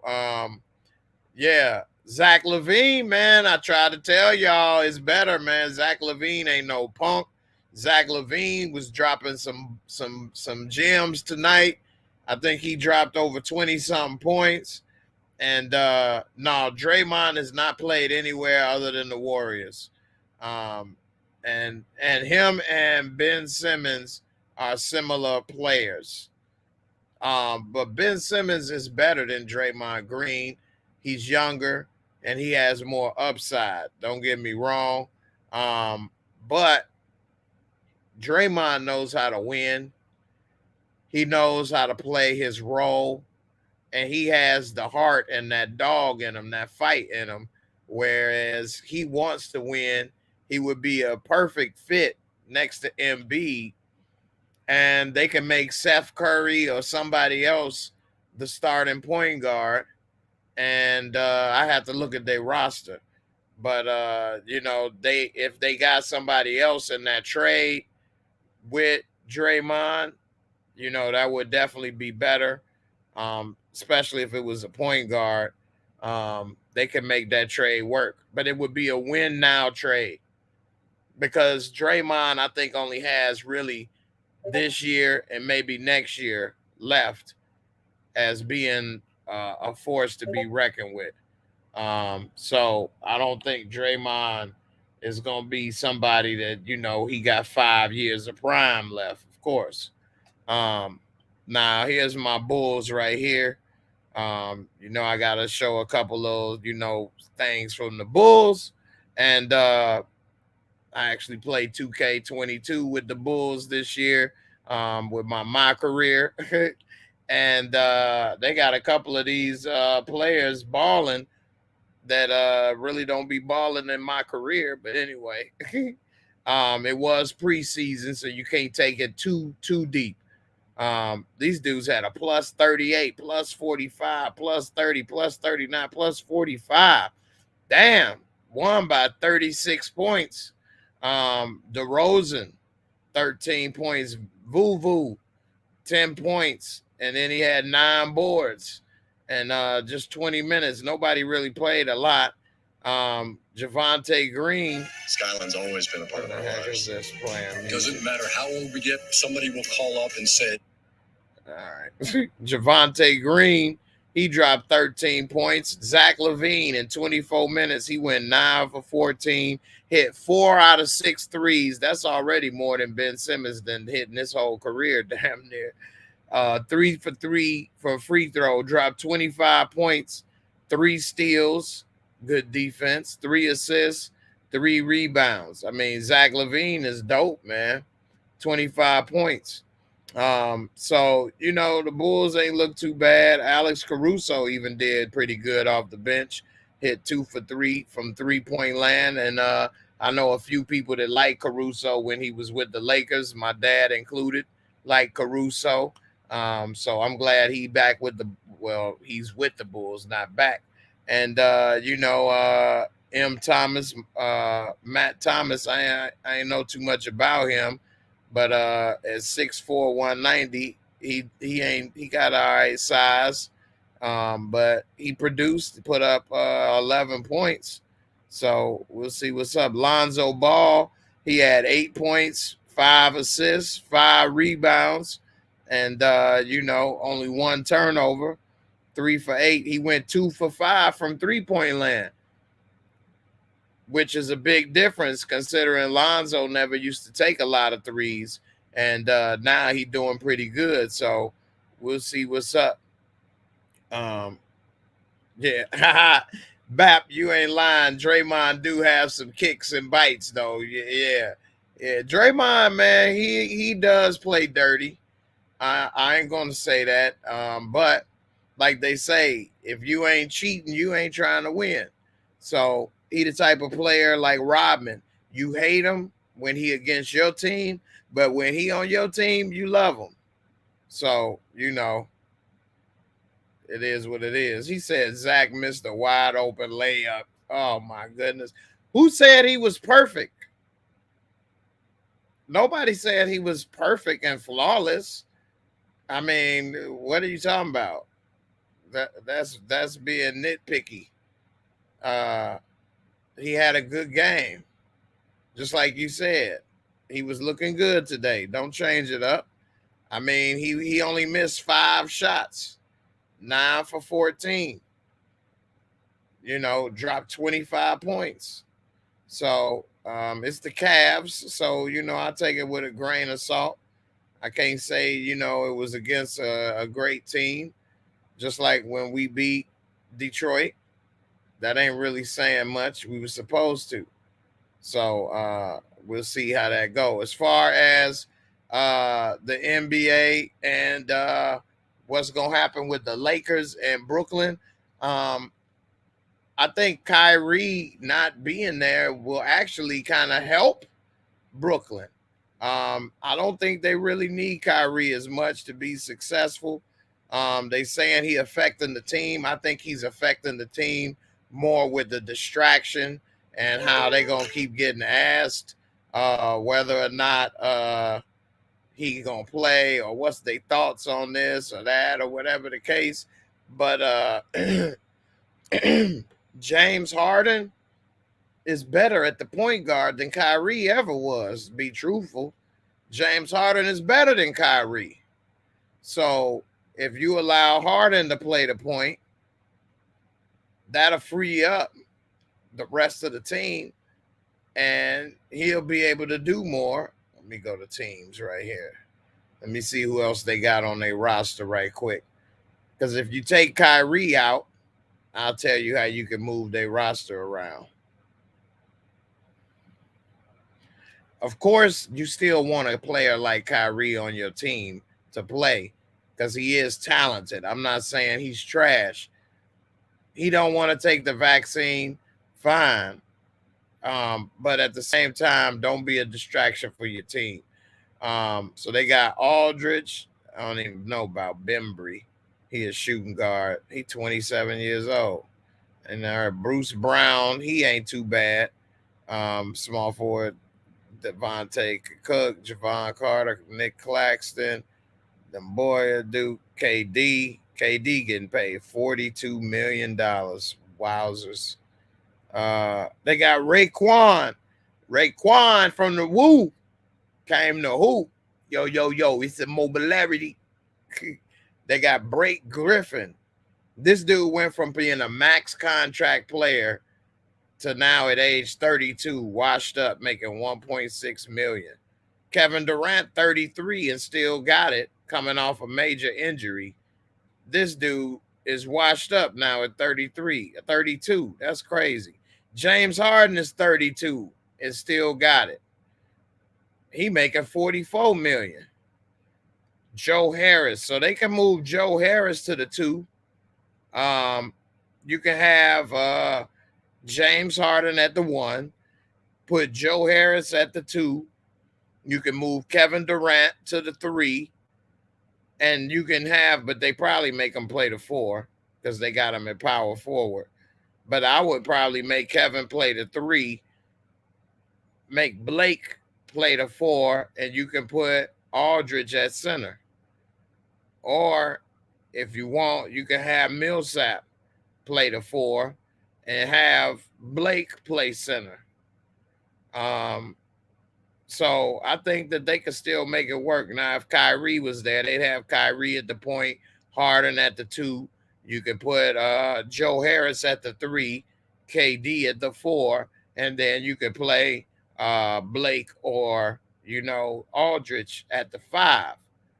But I think they would be better suited if they move KD at the 3 and have James Harden play the point, Joe Harris at the 2, so that he could be a good spot-up shooter, slasher, KD at the 3, and you can make Blake and Aldridge play the forwards. So, or Millsap and Blake, or Millsap and Aldridge, depending on how it's going. So I think that Kyrie, he better get it together. And then, Kyrie a little strange. He believe in the flat earth theory. He don't believe that the earth is round. He think that that's a conspiracy and that the earth is actually flat like a bowl. So I don't know about that. We'll see if he's accurate. This whole time I'm showing all this stuff, I thought that it was Sharon. I just not noticed it wasn't Sharon right here. So anyway, right before we about to get off, we got Big L in the building. What's good, man? What's up? What's going on? What up? You wearing that old Xbox shirt, man? You need to get the PlayStation shirt, man.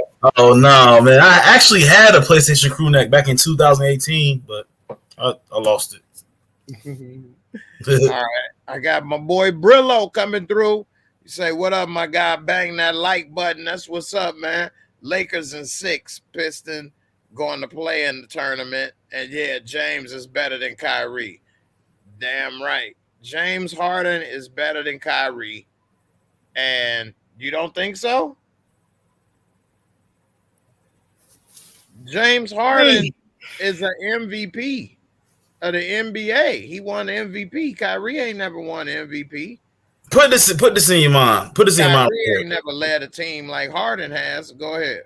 Hold on, put this in your mind, bro. If you put Harden with LeBron on the Cavaliers, will they still win that championship? Hell yeah. Hell yeah. You trust Harden to make that dagger three like Kyrie did? You trust him to do that? Yeah. Harden is a 3-point marksman. What did you tell? Yeah, you ain't been watching basketball in a while. I can tell. No, Jay. I'm saying but Harden is not.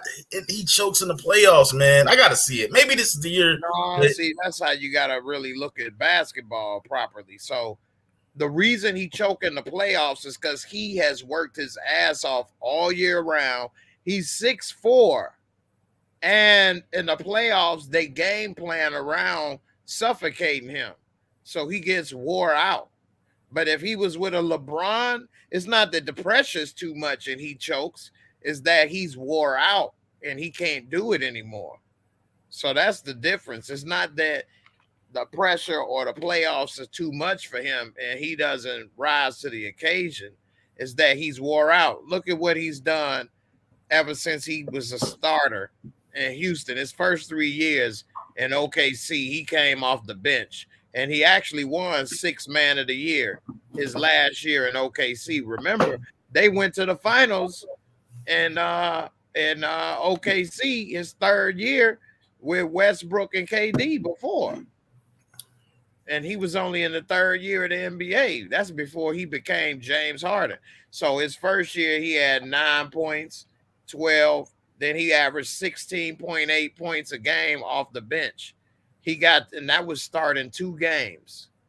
He only started 2 games. Next year in Houston, from Houston on, he dropped from 16. He jumped up to 25, 25, 27, 29, 29, 30. He led the league in scoring 3 years in a row. 30, 36 points a game, 34 points a game.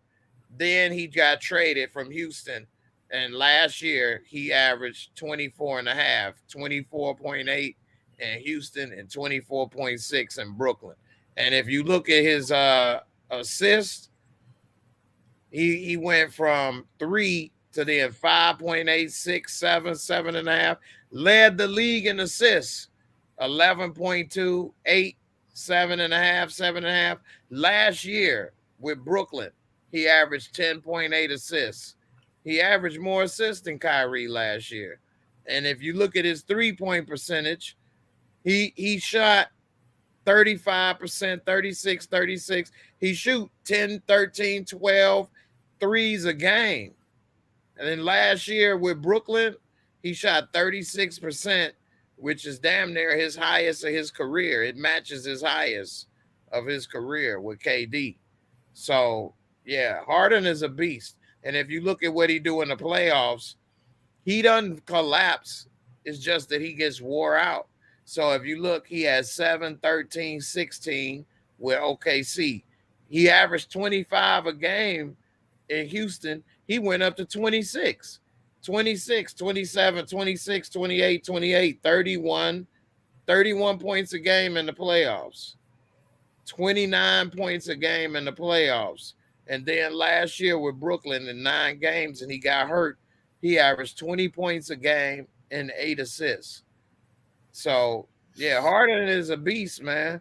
And if you look at his 3-point percentage, he averaged 33% for his career in the playoffs, 36, 33, 35.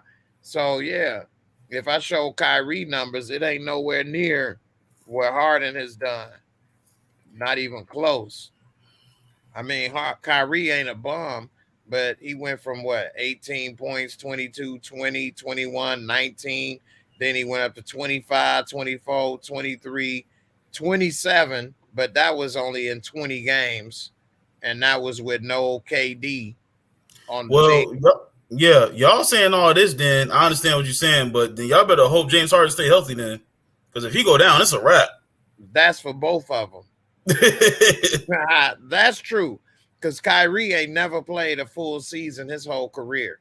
51 games, 59, 71, 75 games is the most he ever played. No, I'm saying if Kyrie don't get that vaccine, he can't play basketball. If Harden or Kevin Durant gets hurt, it's over. Yeah. But even if Kyrie gets the vaccine, he's still going to get hurt. I mean, he got hurt every year. So, like, he going to get hurt anyway. So, hopefully he don't miss too many games or get hurt at the wrong time, because he has been hurt every single year. And now the vaccine is going to keep him out some games. He is a better three-point shooter than Harden, slightly, 39, 40%. So he got about 0.2, 0.3 percentage points better. But overall, they both have injury problems. But Harden is more consistent. But Harden is getting older. So his time running out, man. He need to hurry up. Yeah. See, he's played 82 games at least once.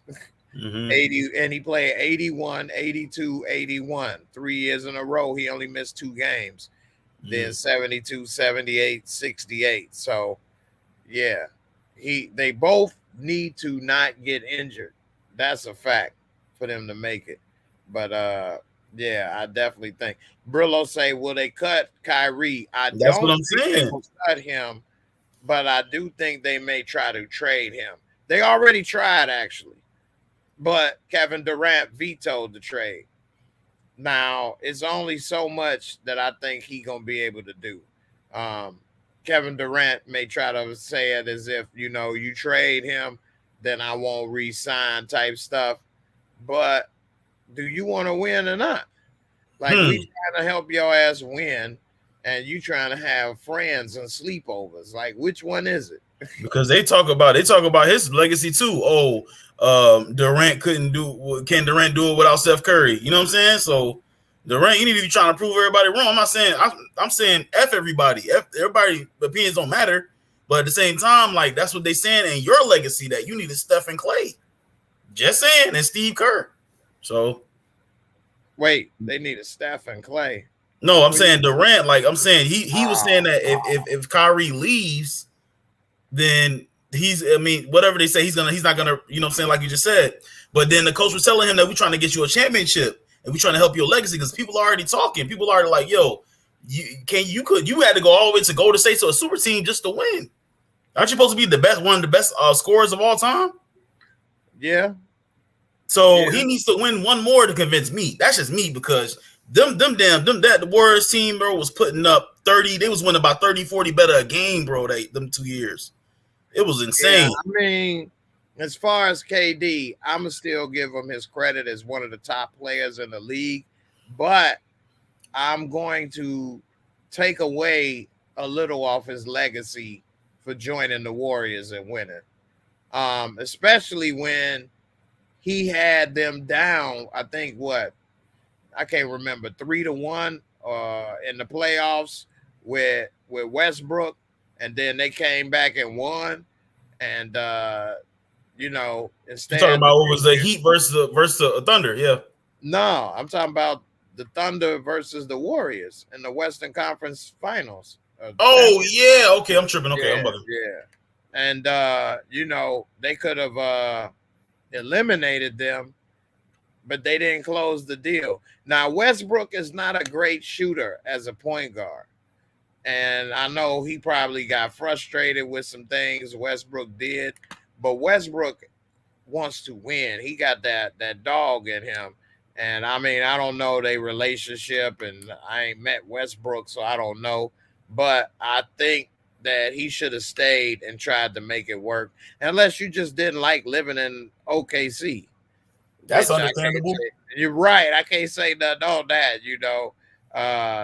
that right there, hey, I wouldn't want to live there either.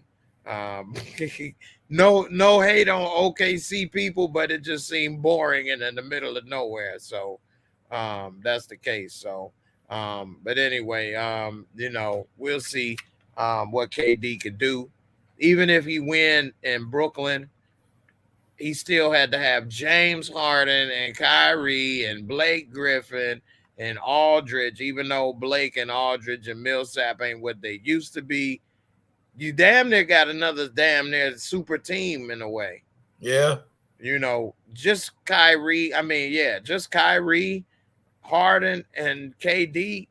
That's a lot of talent. You got two MVP, league MVP winners. Yeah, but you can't match that with the Warriors, Jay, because you got Clay and Steph. It's like they got a magnet on the ball. How many times that ball used to go in the fuck? Bro, Steph, you just walk up to the line, remember, and be like, and it'll go in from like they near the logo. And then you got Kevin Durant coming behind that. That's too much to handle. You know what I'm saying? Then you got Iguodala off the bench. Then you got Draymond talking crap, getting in people's head. It was too much to handle. That team was almost perfect. Yeah, they did bring Iguodala back, but he about done though. Yeah. But off the bench, he know their system and he can still be contributing, but he about done. But the Warriors got a squad. You say well, a couple things. Brillo said, who would want Kyrie? That's a good question because he is getting paid a lot, and then he a head case. And then Kyrie said if he get traded, he'll just retire. So now he got them hostage. They can't trade him. Nobody want to give up nothing for some dude that's gonna retire on them. So how you gonna say this is the thing about Kyrie, man? And I don't know if I should say this on your show, man, but I'm pretty sure you don't give a damn. How you gonna say you a conspiracy theorist and all that, but you got that eye on your damn shoe? He got it on his arm. But you're a conspiracy theorist, right? But you're a conspiracy theorist. He a client. He's crazy. You're right. He's crazy. You're right. He's something right in here. In here. Yeah, he's definitely gotten influenced by some of the wrong people. And he's got a little bit here, a little bit there, but it's not tied together. So it's leading to confusion. Right. And, you know, he think that the earth ain't round. And he's a millionaire. He could buy a rocket or a weather balloon and see for himself. That would be nothing for him. What's a couple $100 to him? Right. So, you know, walking around saying some of the stuff he say, you obviously don't want to find the answers. I can see if it's somebody like me or you, maybe we don't have an extra $500-600 to do that and figure out for ourselves or have the time. What's $500-600 to this dude worth over $100 million? You know, so he can find out the answers he need to find out. He's saying some things is just pure idiotic. You said look at his numbers in games they lost that year. Look whose numbers? What player are you talking about, Brillo? And while you type that, I'm gonna go ahead and play the video right quick for you know, your support. I just had it loaded. Where did it go? All right, here we go.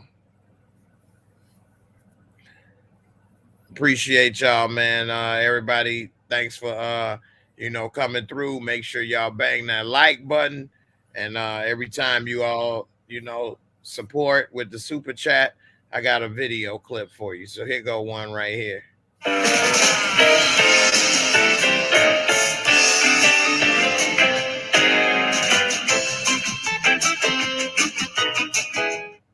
It's back when I used to host a game show, man. That dude, that shit look funny as yo. Crazy, man. Yeah. You say Jay Wellathon. Nobody can stop Giannis right now. 50 in the closeout game.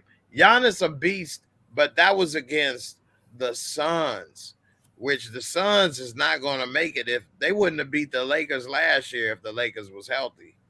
Go ahead. If okay, I take it Jay Welton is he's a Bucks fan. If not, is he a Bucks fan? I don't know. I'm not sure. But if he's not a Bucks fan, we on the same page, bro. I'm trying to tell y'all, man. I can see the Bucks repeating, and I've been saying that too. Like, but he probably biased. He's probably a Bucks fan for sure. Yeah, I don't see the Bucks repeating unless Brooklyn has a lot of injuries. They would not have beat Brooklyn last year if it wasn't for the injuries, and it was they damn near didn't beat them anyway.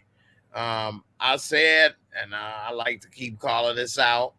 when I said that they were gonna beat Brooklyn, and they was down 2-0 when I said it.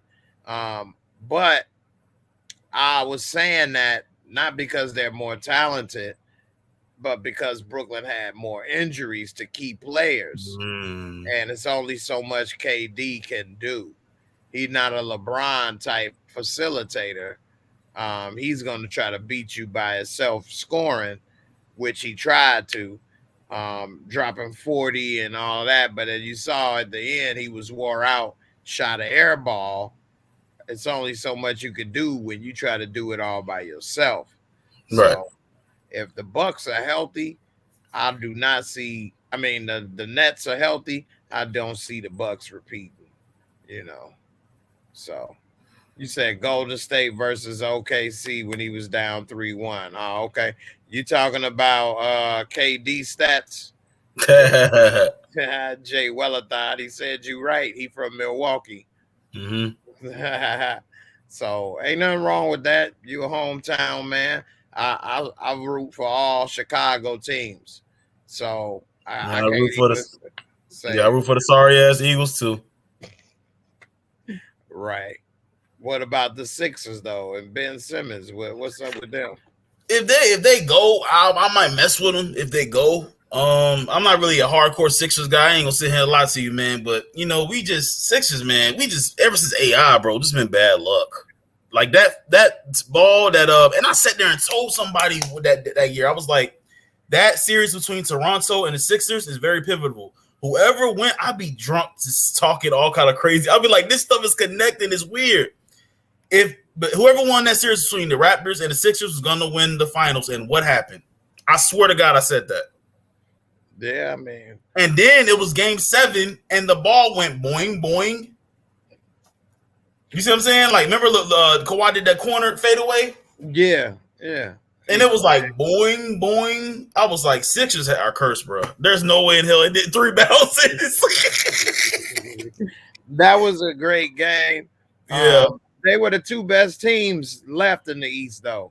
Yeah. So they wouldn't have won, though, if the Warriors was healthy, though. If KD was playing, Curry and Thompson, I don't think the Raptors would have won, and I don't think the Sixers could have beat them either. That's just my thoughts. I'm gonna put it like this too. Like if we staying in the East, we staying in the East, right? The Eastern Conference. If I'm an Atlanta fan, they young, bro. They about to be good in some couple years. Give them 1 or 2 more years. They about to be really good. They're young. That's why they need to do something with Ben Simmons because he's slowing down their progress right now. Because Embiid is a beast, and you don't want him distracted with Ben Simmons' ass not wanting to do much and not wanting to contribute properly. Here's where we was talking about let's see, that year. I think that was Golden State. What second championship? No, they lost. Did they lose in the championship that year? Yeah, they lost. Did they? Wait a minute. Golden State swept us, didn't they? No, no. Then Kevin Durant came the next year. So they won 70-something games, 73, and then lost in the finals. Yeah, 2016 NBA playoffs. Let's see. Yeah, finals is let's see. Golden State over OKC 4-3. See, they had them 3-1 OKC. Kevin Durant and Westbrook was up 3-1, and they allowed Golden State to come back and win the 3 straight on them and eliminate them. And then the next year, Kevin Durant, instead of getting mad and wanting to finish him off, decided I'm gonna join them. That's some exactly. And then won championships with the team that eliminated you when you was the star of the team. 2 years in a row. Exactly. So you can't exactly put it on Westbrook. You was the man. And here's the stats for that series, the 2016 Western Conference Finals. You can see Curry. Let's see, he averaged 27.9 points, basically 28 points a game, 6 rebounds, 6 assists. Clay averaged 25 points, 4 boards. Draymond averaged 11 points, 9 rebounds, 4 assists. Harrison Barnes, little Barney, averaged 9 points. They had a deep team. Iguodala averaged 9 points. Let me see. Spates was a key part to that team. But once KD came, they had to let go of Barnes, Spates, Azili, Bogut. Was Sean Livingston still there? I think he got to stay. Barbosa, Varejao, Brandon, like all of these people played a role at one point in time, and for them to help them get to them 73 wins. And when they had KD, they got to get rid of him. He averaged 30 points a game in the 7-game series. Westbrook, he averaged 30 points, 8 boards, and 2.9 assists. See, that's why I say he not like LeBron. He doesn't pass the ball.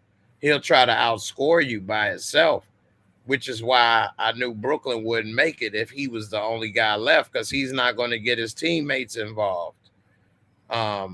Westbrook averaged 27 points, 7 rebounds, and 11 assists in that series. And then they were dropped off after those two to Chewbacca at 12 points and Steven Adams at 10. Dion Waiters. Yeah, he had game. Too bad he didn't make it. So, it was they should have won this series, but they didn't. And that was unfortunate for them, especially when the next thing he did was, if you can't beat them, join them type behavior. So, crazy. I don't know, man. Yeah. They should have put them away. And most people hold that against Durant legacy. And, you really can't say much on that, but we'll see how it is in the future. So as far as this year, I know before we get up out of here, now this last 10 minutes, I'm going to talk about my predictions. Of course, it's not a big hot take, but I predict Brooklyn and the Lakers to make it to the finals, or Denver if the Lakers are injured. Yeah, that might be hot. A lot of people don't see Denver coming, but Jamal Murray will be healed from his injury. Michael Porter Jr. balling. We got Yoki Doke up in there. He gonna make a fall for the Yoki Doke, the Jokic. He's a beast. That white boy crazy. He cannot hang with Anthony Davis. Anthony Davis shuts him down. So and he can put up a jumper on your ass. Yeah. But in head-to-head, he can't do nothing with Anthony Davis. So if Anthony Davis and the Lakers are healthy, it's a wrap for him. But if Anthony Davis is not playing, he got a chance. So I think the Lakers and Brooklyn will be most likely to meet in the finals. And I'm going to give it to the Lakers because LeBron knows how to get his teammates involved better. Now, if Harden is running the point, they may get him. They might. So we'll see, man. But the Lakers, I think that half of that team in that picture that you posted in Discord, they on the downside of their career, maybe even the last year or this next to last year of their career. And Melo, that ain't the same Melo we all know and love. That ain't the same Dwight. That ain't the same. You can sleep it on Dwight, man. Come on, I say all three of them. It ain't the same Melo, Dwight, or Rondo. Yeah, but Dwight's still a big body in Game 7, though, man. That's if they need to go to a Game 7. What if they get eliminated before the end? That's true. Okay. You got to think of it that way. So it's crazy how well LeBron take care of his body. because all of them guys are his age, but they done fell off. And LeBron's still the top, 2-3 players in the NBA, which is crazy. But he spends over $1 million a year on his body, he said. So it is what it is, man. So anyway, what does this person say? Nah, somebody at Detroit had, boy, it was like 2 people. All right, Very weird. I just blocked them. And then 07 was a good year too. I used to do a sports show, man.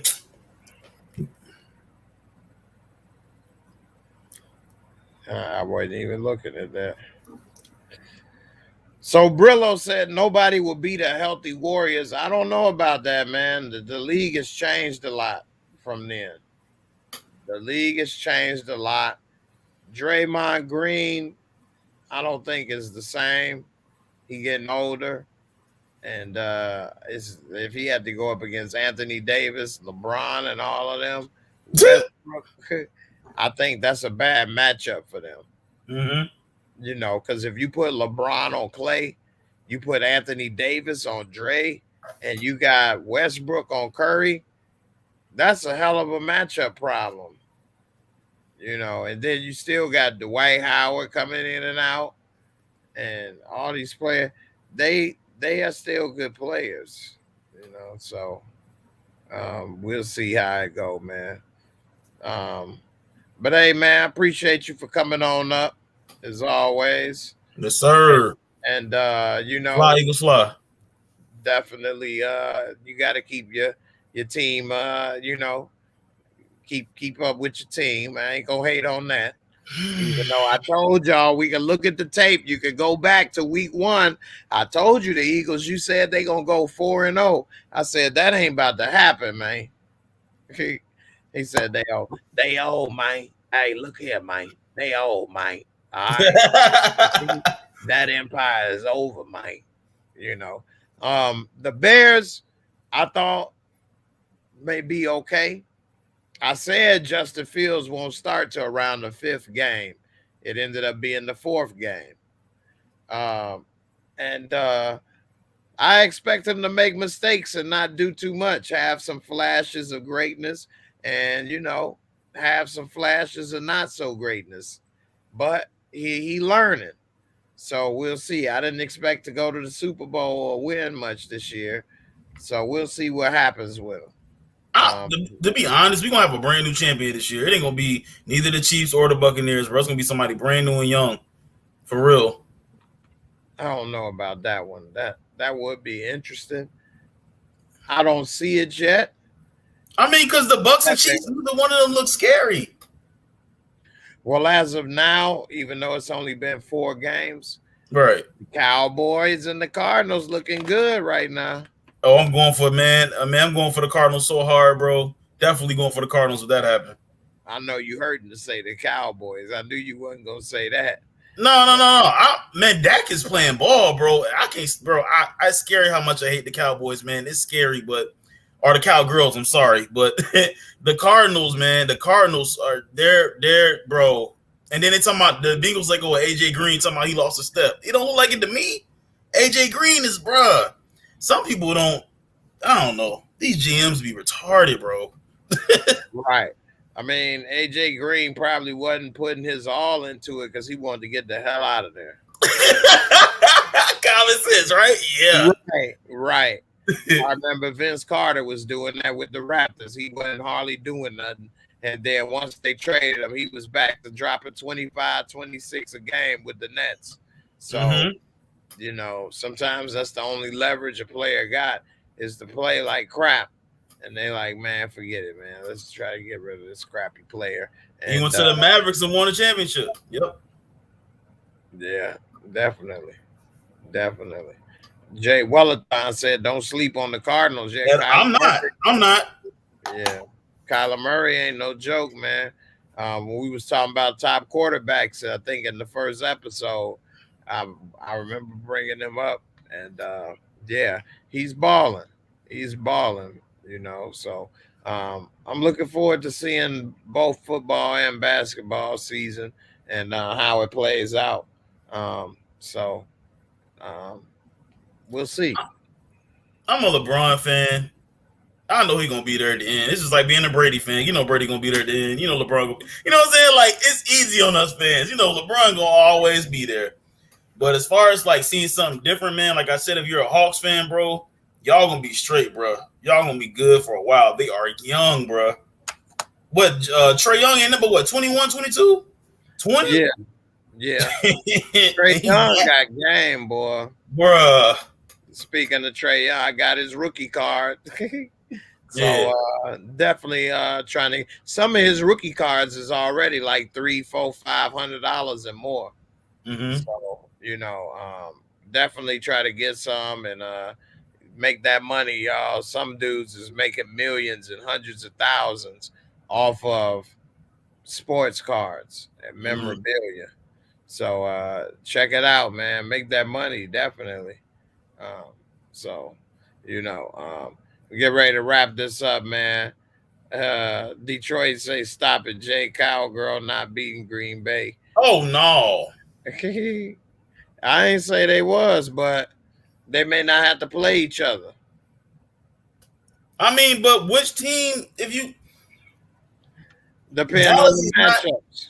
NFC is too stacked. Well, I would say the AFC is more stacked, but the NFC is too. Dak, okay, they can score. They can score Arizona. They can go back and forth. But like, if you got it, I want to see them against a good, solid defense. Who have they versed yet that had a good defense? They haven't. So I want to see them against someone like Aaron Donald or the Arizona Cardinals defense with J.J. Watt. You know what I'm saying? And Chandler Jones. I want to see that. But we'll see. But Dak is good, bro. I'm not gonna lie. I'm eating crow. He's good. He's good as hell, bro. Yeah. Shout out to Jay Wellathon. He say he back collecting cards too. Man, hey, that ain't a kid's game.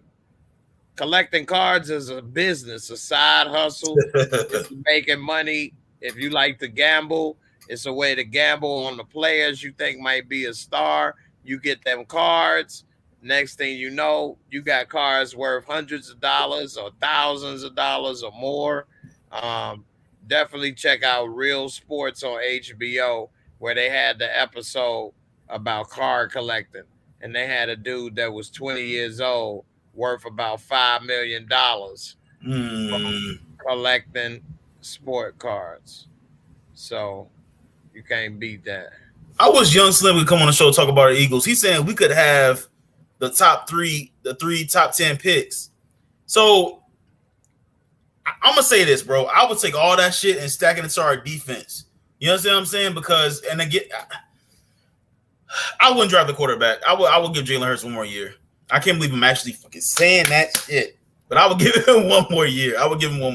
Yeah, I mean, he only been really 1 year. He's still learning on the job.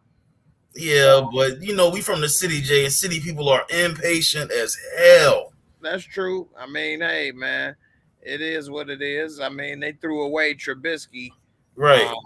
Which after drafting him so high, that's a mistake. But at the same time, you had to decide: are you gonna pay him that big money or let him go?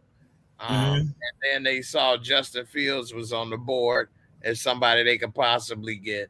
So that's why I get it. But at the same time, don't be just throwing him away next either. I would rather them get better play calling and get more creative first than trying to throw away the quarterbacks and stuff. So like, how will we look? How will we look if Nick Sirianni, not Nick Sirianni, Jalen Hurts lead the team and be balling for somebody else? Man, what? I'm a beat, man, because he got, but it's there. He got potential to be a good player. So we'll be the next Cam Newton for real. Yeah. Geno Smith still in the NFL? Nah, no. Talking about you, Geno Smith. You really just try me like that, yo. I think he is though. I think Geno Smith is a backup somewhere. Oh, let me see. On my phone. I'm about to pull it up. This man said Geno Smith.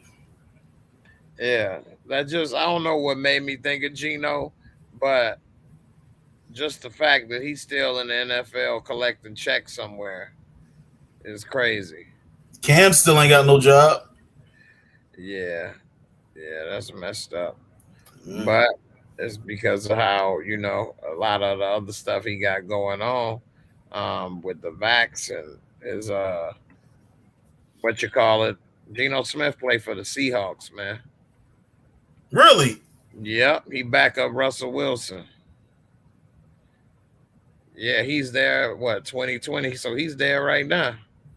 Okay. He don't play many games because Russell Wilson ain't gonna get injured. That nigga ain't playing shit. Right, but he definitely is there collecting a check. He went with the Jets 2 years as the full-time starter. Then he went. They sat him down after that. Then he was with the Giants for 1 year.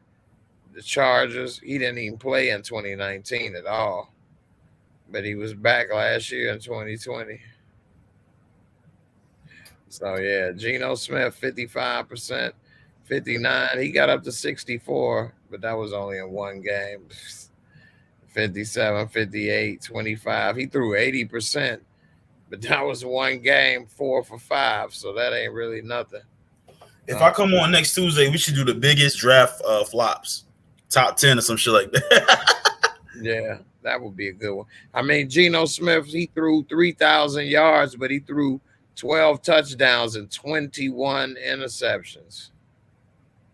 The next year, though, he threw 13 and 13, so he cut down the NOs. But yeah, he threw 21 interceptions and had 43 sacks. Geno is ass. Man, this dude still got a job somehow. Wow.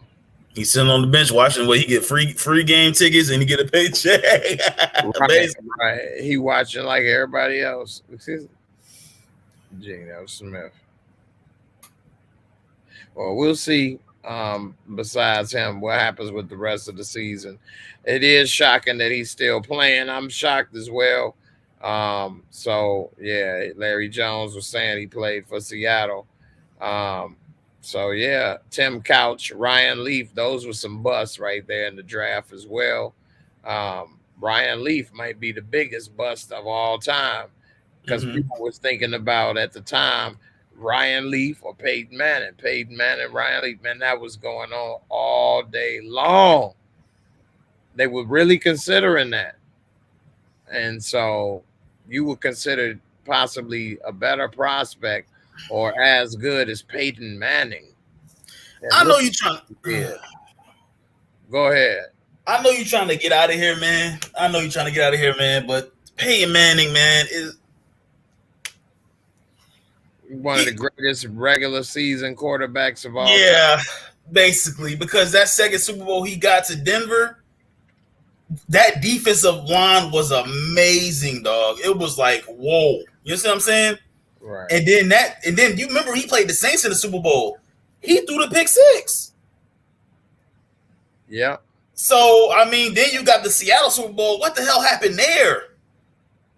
So it's like, I mean, Peyton Manning, man, then you could say this too. Peyton Manning won a Super Bowl, right? But he had Tony Dungy, arguably one of the best coaches of all time. So, that's another conversation for another day. Right. Yeah. Dungy is a great coach, though. Yes. So the Lions messed up by not keeping what you call it. He was the offensive coordinator for Dungy, and then they had him as the head coach. He did good for him. I think he had one season where they didn't do so good, and they fired him, but they kept the old boy that went 0-16 for like 3-4 years. So that was messed up, but you know, we'll talk about that, like you say, another time, man. Gotcha. All right, everybody, I want to thank y'all for watching. Don't forget to hit that like button if you enjoyed the show. Definitely hit it on Facebook. I got to give a shout out to Isaiah Woods for banging that bell on Facebook. I appreciate you also on Twitch and on Instagram. Please hit that like. If you're new, subscribe. And every Tuesday, 10 p.m. Eastern time, we here talking sports. And I even give y'all a chance to come up live and talk and we can make it happen. So with that being said, I'm up out of here. I appreciate everybody for watching again. Thanks. And I'll see everybody in the membership, the channel members, Thursday, and everybody else Friday. So with that note, peace, be safe. I'm out of here. Deuces. Peace.